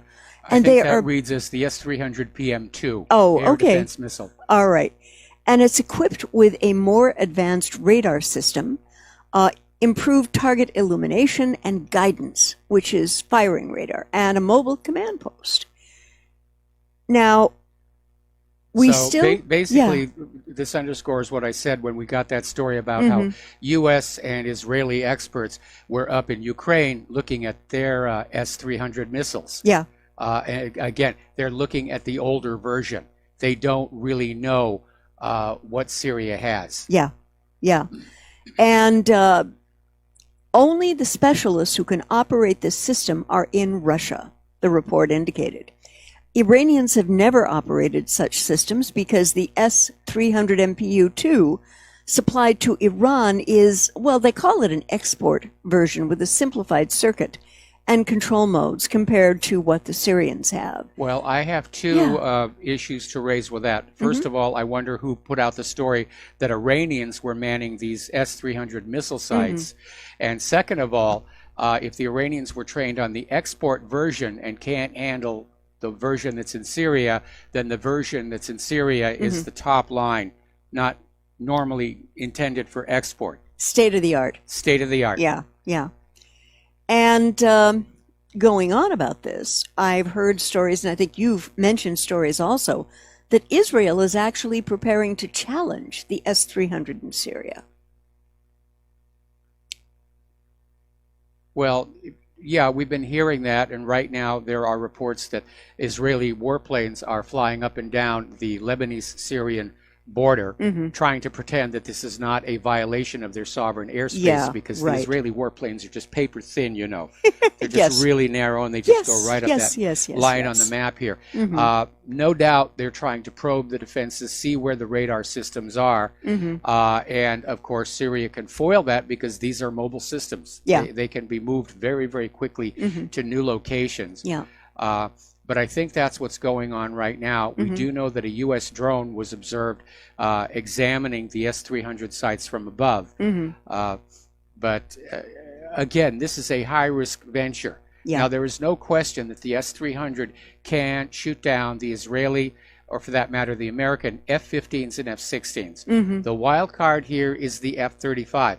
Is it really as stealthy as advertised? And here is where it gets high risk, because were Israel to go into Syria with the F-35 and have even just one of them successfully shot down, it's going to show the world the F-35 isn't that stealthy. It can be detected.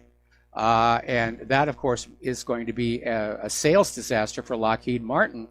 And also a message to the rest of the world that much of America's modern high-tech weapons are a gigantic bluff.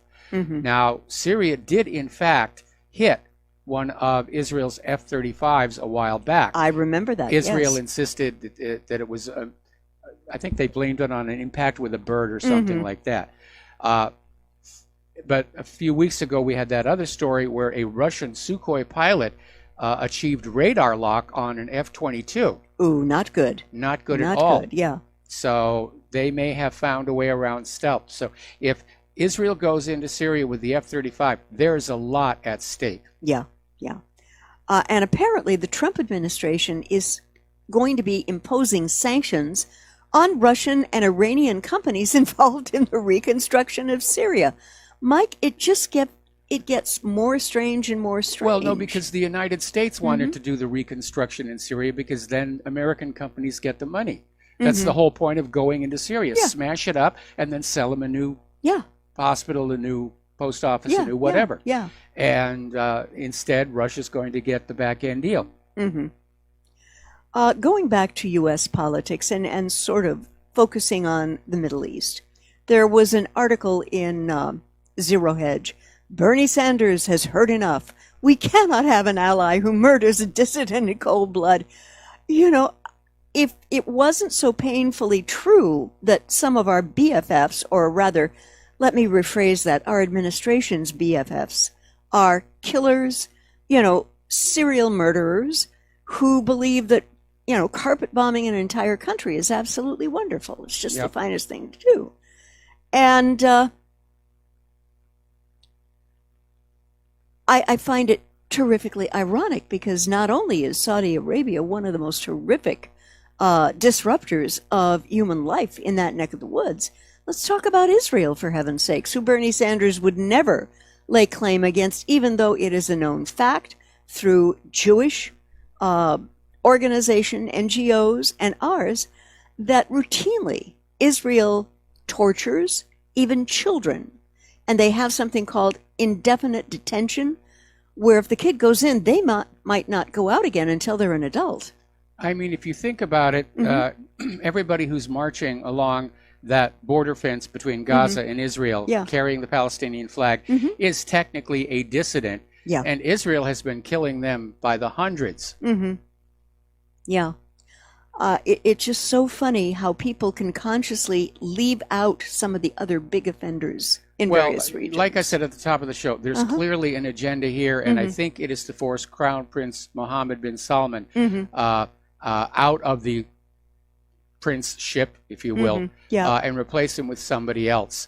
Certainly a lot of people in the Saudi royal family are very resentful from the way that he arrested all these very wealthy members of the family. And shook him down. It was an absolute shakedown. So they're angry about that. I'm pretty sure I recall that Mohammed bin Salman actually has an older brother who should have been next in line for the throne, but was passed over by King Solomon. He may be having a hand in this because there is so much media attention being put on this.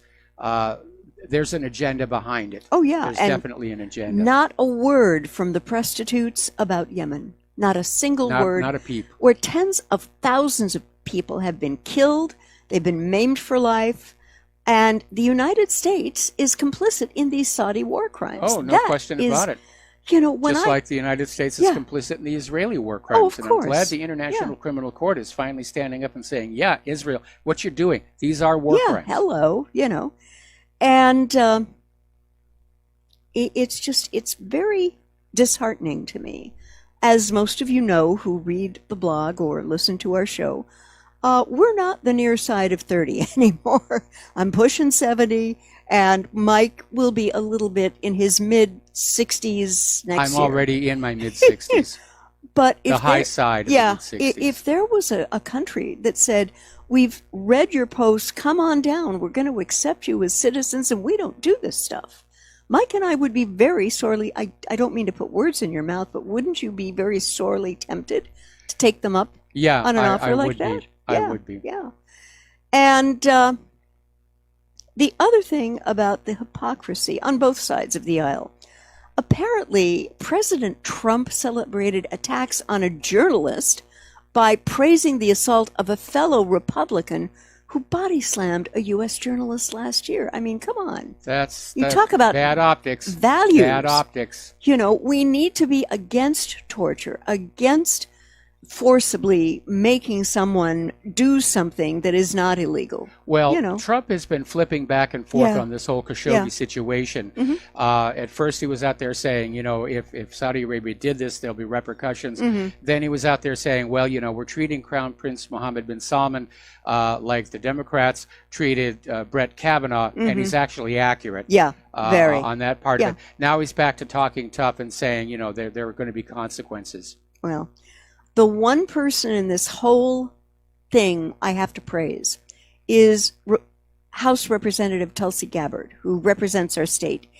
And she has apparently been leading the charge among House Democrats that the U.S. needs to let go of this political alliance with Saudi Arabia, cease the multi-billion-dollar arms deals to the country, and shut off military support for the country's ongoing assault on Yemen.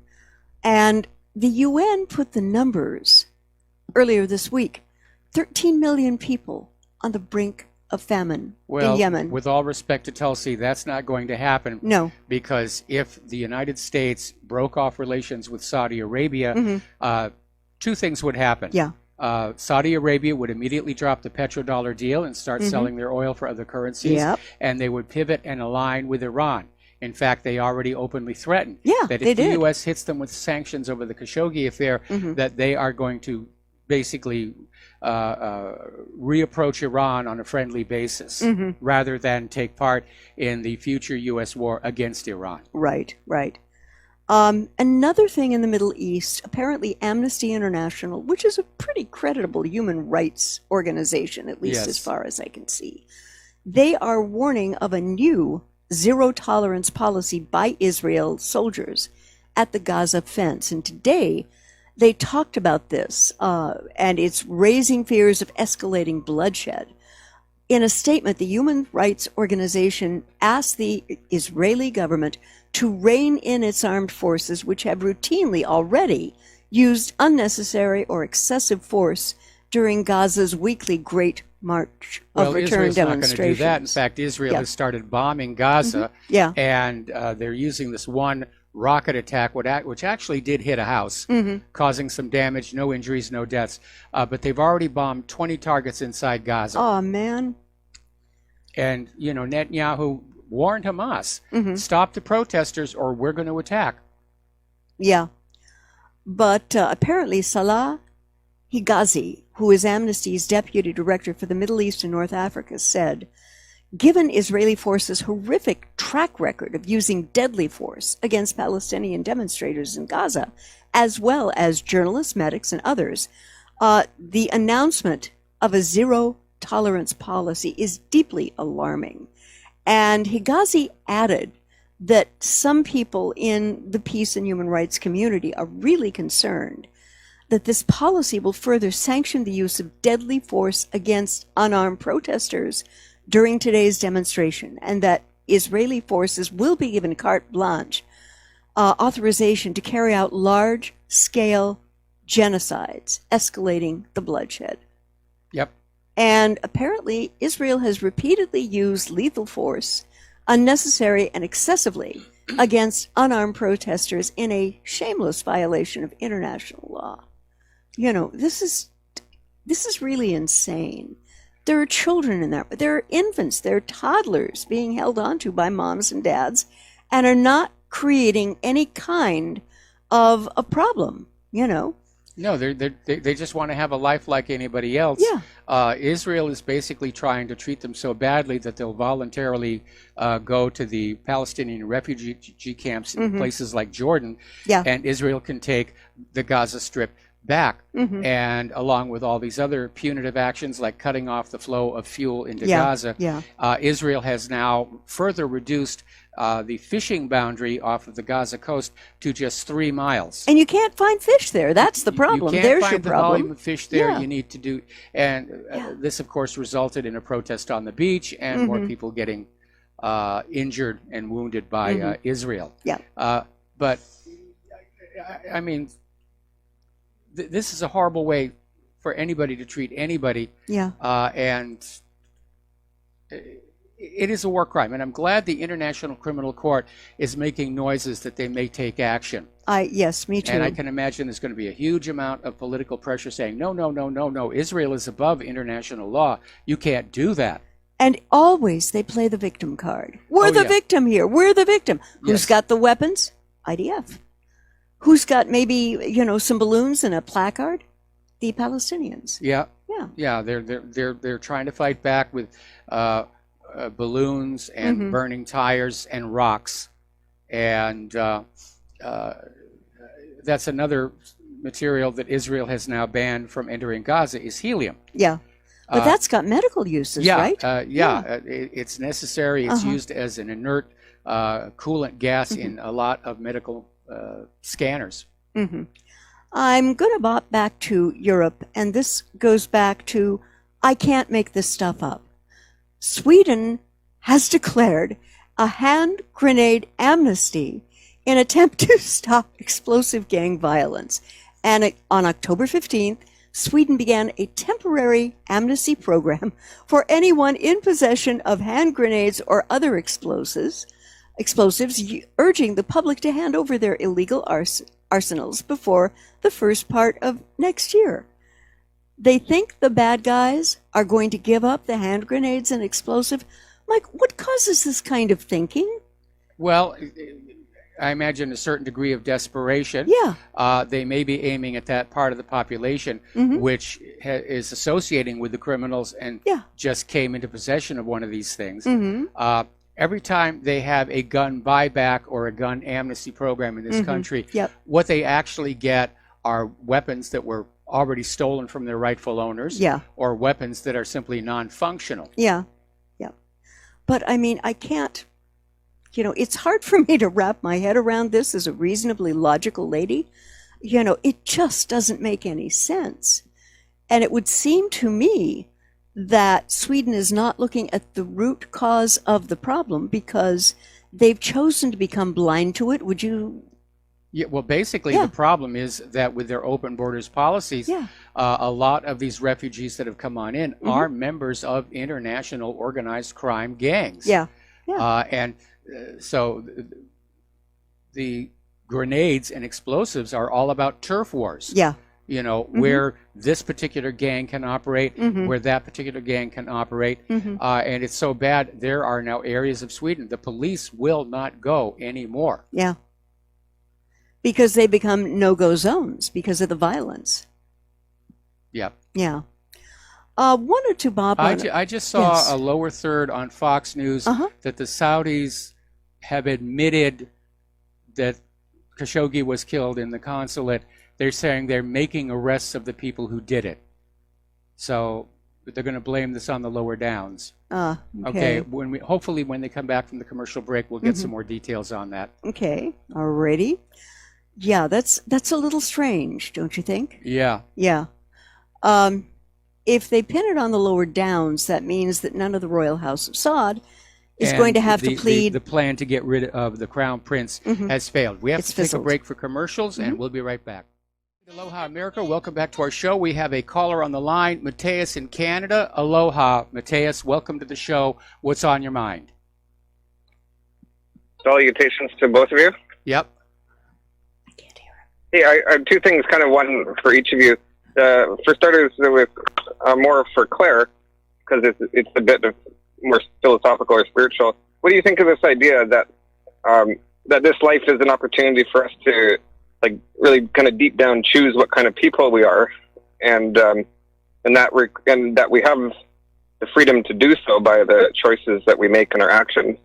And it's actually, I'm thinking it's actually like a creative process, kind of defining ourselves of if we're basically like good or bad or loving or hateful people.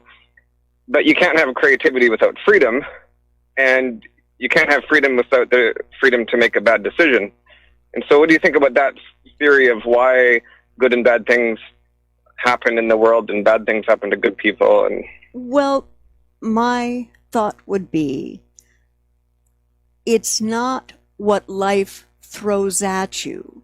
It's how you choose to respond rather than react.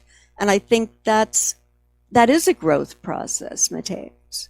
And I think that we are all challenged every day to find that high road, even if it's not necessarily comfortable, and choose it. I really think that is my answer to that.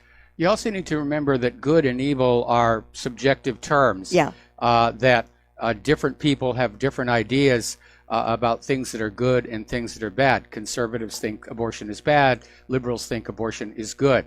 No man is a villain in their own eyes. And even these very corrupt politicians that we have running around the halls of Congress have convinced themselves that everything that they do is justified, it serves a higher and noble purpose, and that anybody who's criticizing them just has to be flat out wrong. The idea of a villain that goes around saying, I'm a villain and I'm evil, that's something that comes out of comic books and TV shows and movies.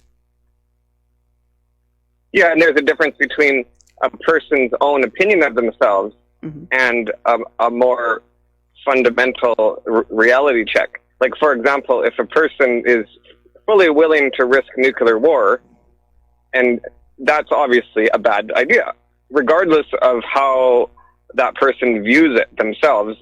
From a larger perspective, that's just very selfish, very destructive, very insane. And so there is actually some things that really are intrinsically better than other things. Mm-hmm. And it's really it's kind of up for us to, we have this freedom to choose who we want to be. So all these villains that we see, these are the people that are using their free will and really digging a hole for themselves. And then people like you guys are, making your choices to, have a moral life and, really enriching yourselves inside. So, moving on to the other thing, back to reality more. I just wanted to make a comment about the Khashoggi. Yes. If that's how I pronounce it. Okay, so I just want to present an alternative idea, a quick argument of why it could have taken place in the consulate, why that would make sense. The Saudis are now admitting it took place in the consulate. I'm behind the ball here. Okay, I didn't know that. This is just now breaking news. The Saudis are now admitting that, yes, this man was killed inside the consulate, and apparently they're arresting a bunch of lower-level people that they say were behind this. So the story. Okay, well, I won't make you repeat it for everybody because They're back to that. Remember when CNN's Jake Tapper teased the story that Saudi Arabia was going to admit that Khashoggi had died in the consulate during a botched interrogation? Apparently, that is what the official story is now going to be. Right. Yeah, and I was just going to say that if you were going to commit a crime, would you rather commit it in a place where the police are allowed to go or a place where the police are not allowed to go? Just that one simple piece of logic right there, mixed with the hubris before the fall, mixed with the fact that he's committing war crimes in Yemen, mixed with the fact that, by the way, some sources are saying that he not only imprisoned his fellow princes and extorted money, but that he actually hung some of them upside down, beating them a bit. I don't know if that's true, but that would definitely back up your theory that there could be some revenge going on here. Well, and, just very last. Go ahead. Just a very last thing in Vancouver, Canada. Here, the Chinese got busted for buying votes, so they're paying you $20 if you vote for the China Party. Whoa! And I got more to say about Chinese some other time. Everyone's really soft and easygoing about the Chinese takeover. That's happening all over the world in many different levels. And, I'm definitely on the side of urging caution that, Canada is being purchased by Chinese, and we had a Chinese flag raising ceremony on the balcony of our city hall, and we had red Chinese scarves being worn by our own, Caucasian council members that were elected, wearing this red. So, okay, have a good weekend.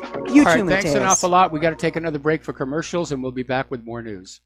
And aloha, America. Welcome back to our show. We're going to go back to the phones here to James in Ohio. Aloha, James. Welcome to the show. What's on your mind? Hi. I know several people, including myself, that have taken kratom for quite a while and have had liver function tests, and they're okay. So I'm sure there was another reason for the callers. I'm not trying to dismiss his information, but I do know several people, and it probably would have, if it was a problem, it would have become prominent news by now. They would have scheduled it most likely. Oh, yeah, they would have definitely used it to demonize the product and scare people away from buying it. I did, during one of the commercial breaks, do a quick web search, and I wasn't able to find anything that definitively said that the use of kratom permanently damaged the liver. What I did find were articles saying that kratom, like everything else you ingest, is going to filter through the liver and may have short-term alterations to it. But that also includes all the prescription pharmaceuticals that you're taking as well. And if you listen to the people who are talking very rapidly at the end of those glitzy pharmaceutical commercials, a lot of them will say can damage your liver. So I don't know what this other individual's issue was, but I'm going to continue to research this. And everybody else there who is thinking about using this product, do your own homework on it as well. And I'll let you know what I find next week. Okay. One more thing for Claire. I happen to be a Christian, and and talking with my friends who are not, and who are atheists, I explain it this way. The Bible was, when they criticize the Bible was written for a group of people who were at the end of the Iron Age, and they were farmers. If you start talking about genes and germs and outer space, and I think it would be too much future shock. In addition, I sent you a link to a biblical scholar who knows the ancient languages, and he addressed the oft-cited idea that the Bible has been corrupted and rewritten and all this. Well, he talks about the New Testament, and he uses an example. His name is Daniel Wallace, and he uses an example with slides that show that in ancient Greek, you can write John loves Mary over 1,000 different ways of scrambling the syntax, and as long as the thing at the end is right, then it all says John loves Mary. So there's no way, there's no way for the New Testament to be corrupted. The New Testament was written in ancient Greek. That's one thing he goes over. He goes over quite a bit of the differences in ancient manuscripts of the Bible. But I thought you would enjoy that information. Thank you for your time. Well, thank you very much here. Basically, the books that originally became the New Testament were written, for the most part, in Aramaic, and then they were translated into Greek. And then when the Council of Nicaea sort of decided these books are the Bible and these others are not, it was retranslated again into Latin, because early Christianity was aimed at the Roman population who had the money to support a major church, hence the Roman Catholic Church. And there are some known corruptions in there. For example, the real name of the historical figure on which Jesus was based was Joshua, because if you take the Aramaic Yeshua directly into English, it's Joshua. But the name Jesus was an artifact that was created by first translating the Aramaic into Greek and then walking it into Latin. So it has been a game of gossip, and we know that in medieval times, churches were in fact changing the Bible to suit their own particular theology. That's why when Gutenberg came along with the printing press and ordinary people were finally able to read Bibles, and they were saying, well, look, this Bible here doesn't agree with that Bible over there, which ultimately led to the standardized King James Bible. But if you look today at how many different versions of the Bible there are out there now, in particular the Scofield Bible, which has that whole rapture thing in it, which didn't exist in those original texts. No. Right. I agree with you about the Scofield Bible, and it's been insinuated into seminaries everywhere, especially, strangely enough, the Baptists and the Pentecostals. That would not surprise me. That wouldn't surprise me. Rothschild paid for him a Swiss villa to live in which to rewrite the Bible. Yep. Yeah. You can read about it in the book Scofield and his amazing Bible. I think it was called. But that's all I have for you. Thanks. All right, thanks an awful lot, James. Yeah. We're going to let you go and switch over to Mark in New York. Aloha, Mark. Welcome to the show. What's on your mind? Hey, Mike. This is Mark. I just want to say thank you for having me on your show. Enjoying your show. It's been great. Very informative. But I thought with you and Claire on, I was following my Facebook page today, and I got a lot of memes and stuff from my liberal friends about Mitch McConnell and Republicans. And I was a little maybe you did talk in depth on it. I didn't get to hear the whole show. But I just wanted to see with you and Claire on there exactly what I should be looking for. When I searched, I saw all the Google, every liberal outlet seemed to be saying the same thing. Mitch is going to take your benefits away, Medicare and Social Security. And I didn't really see any kind of reply back from any kind of conservative outlet. except for Paul you need Ryan. to understand right now that the corporate social media, Google, Twitter, YouTube, Facebook, they're filtering conservative content. So the liberals can sit out there and just tweet away all kinds of accusations, and you're not going to be allowed to see the responses that are coming back from conservatives. It is that blatant right now. Yeah. And Mitch... Even on DuckDuck, because I look at DuckDuck first, and it was really hard. I tried every type of query. Yeah, DuckDuckGo is a good search engine. It's my favorite search engine as of right now. But we've been hearing from a lot of different voices in the government that they're going to have to cut Social Security and Medicare because they're just going to run out of money because the Social Security Trust Fund has been depleted. A lot of that money was basically, especially during the Clinton administration, grabbed and put into the General Revenue Fund to cover government spending. And the more our present administration is spending on war, the less they have to take care of the American people. As I said earlier in the show, we're living in a wartime economy. And the older people who are unable to carry a rifle and shoot who they're told to shoot just don't figure into that equation anymore. We become collateral damage, if you will, to these wars. Well, in the event of war, I'm a hostage. But Mitch, one thing... This is Mark. Mark, I'm sorry. One thing I would suggest to you, take a look in terms of health and wellness and see what you might need more in terms of how you are eating, how you're feeding yourself, and what you are looking for is where the information converges. And that is probably going to be okay. The other thing that I would encourage people to do, and it's what I do when I find that a very dear friend of mine has some sort of terrible disease, and that is to seek a consultation at a hospital run by Seventh-day Adventists. And let me share why. Their numbers in terms of not having cancer, other deadly diseases, heart disease, are incredibly low. And it's because of how they eat. They're ovo-lacto-vegetarians.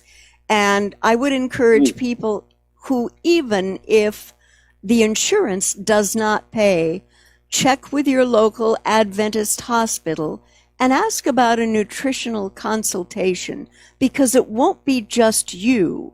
They treat hundreds of people within a month who may be dealing with illnesses which in some part, and I'm not an MD, but may in some part reduce their symptoms. I'm all up for arming yourself with information. Yes. Knowledge is power in this area.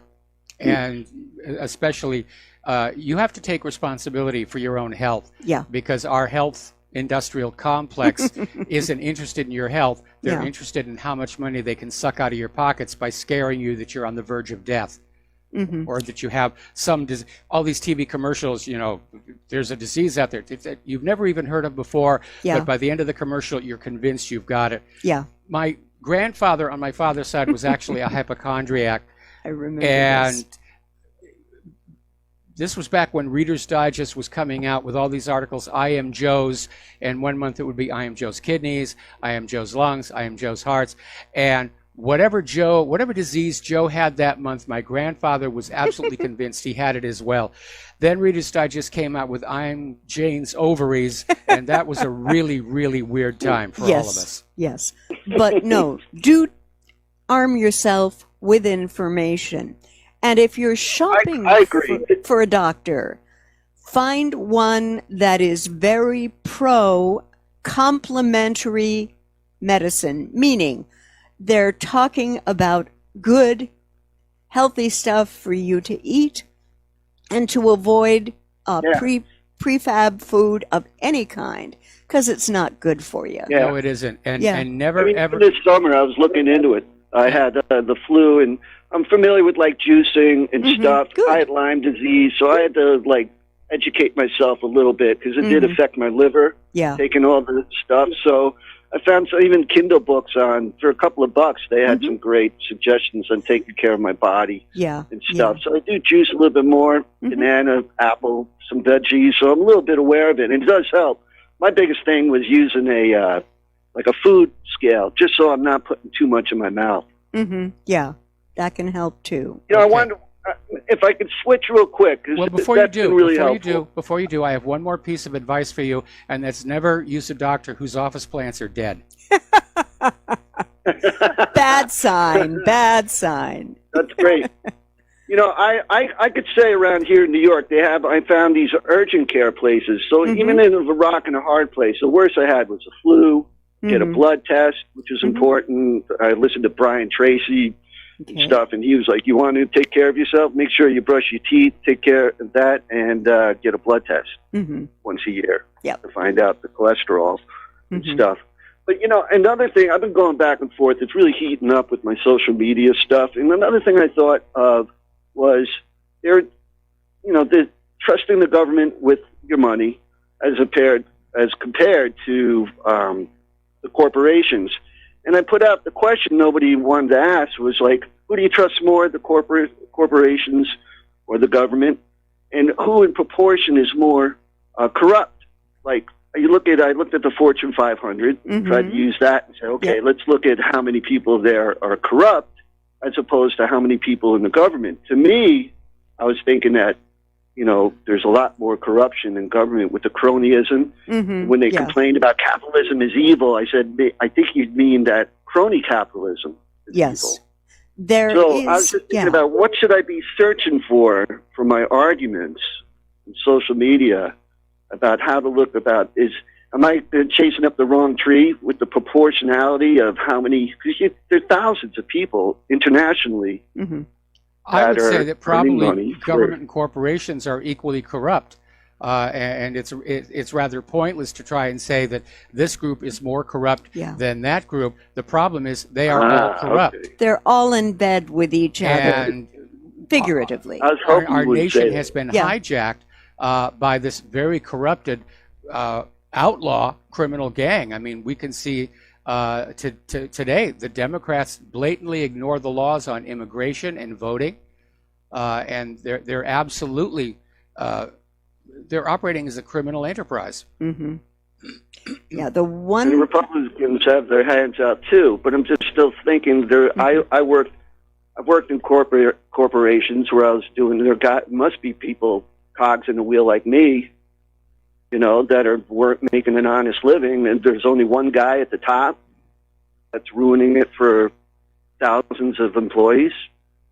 You know, that's why I think that both in government and the corporations, the higher up you move in the structure, the more corrupt it becomes, and either you are equally corrupt or you're not allowed to move any higher.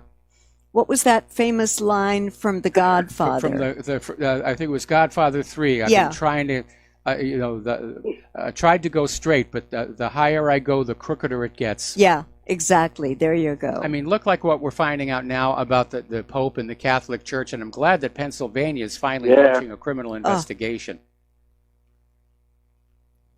Getting nuts. You know, everything. It's just every day there's something new. Yeah. Like even you have a hard time keeping up with it. Yes. Yes.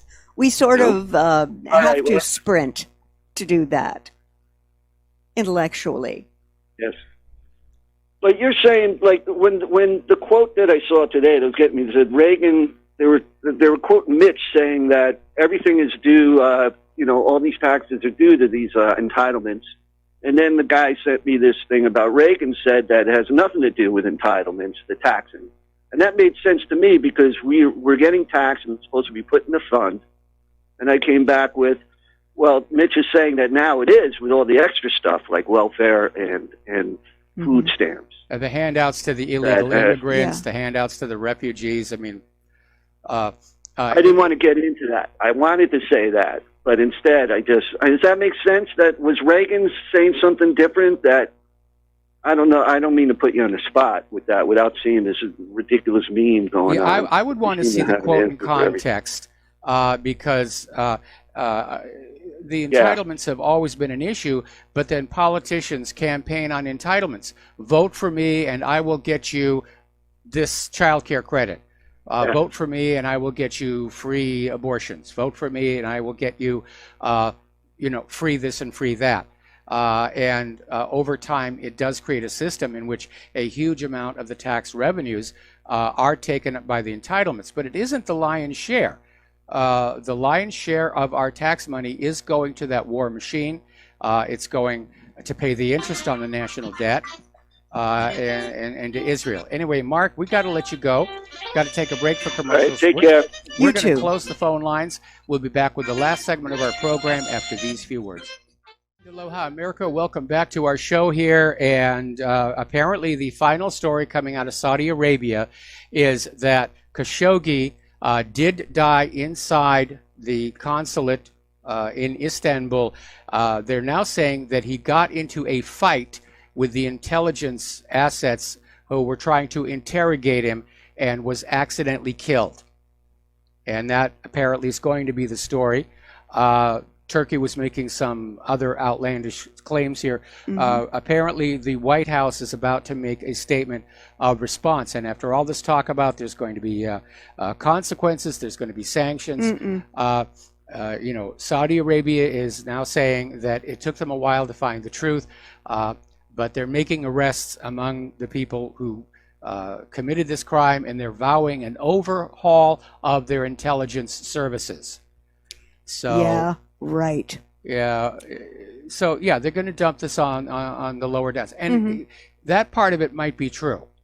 That it was an interrogation that got out of hand. Khashoggi fought back and died, because it doesn't make sense they would actually kill the guy in the consulate. No, that would be a big tacky hairy no-no. But there's also no doubt that this death. Pardon me, I have the hiccups again. There's absolutely no doubt that this incident was being exploited for political gain by all kinds of people. Yeah.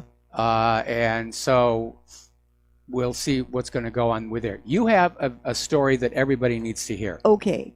There has been a recent study that 90% of table salt does contain microplastics. And they were studying sea, rock, and lake salts.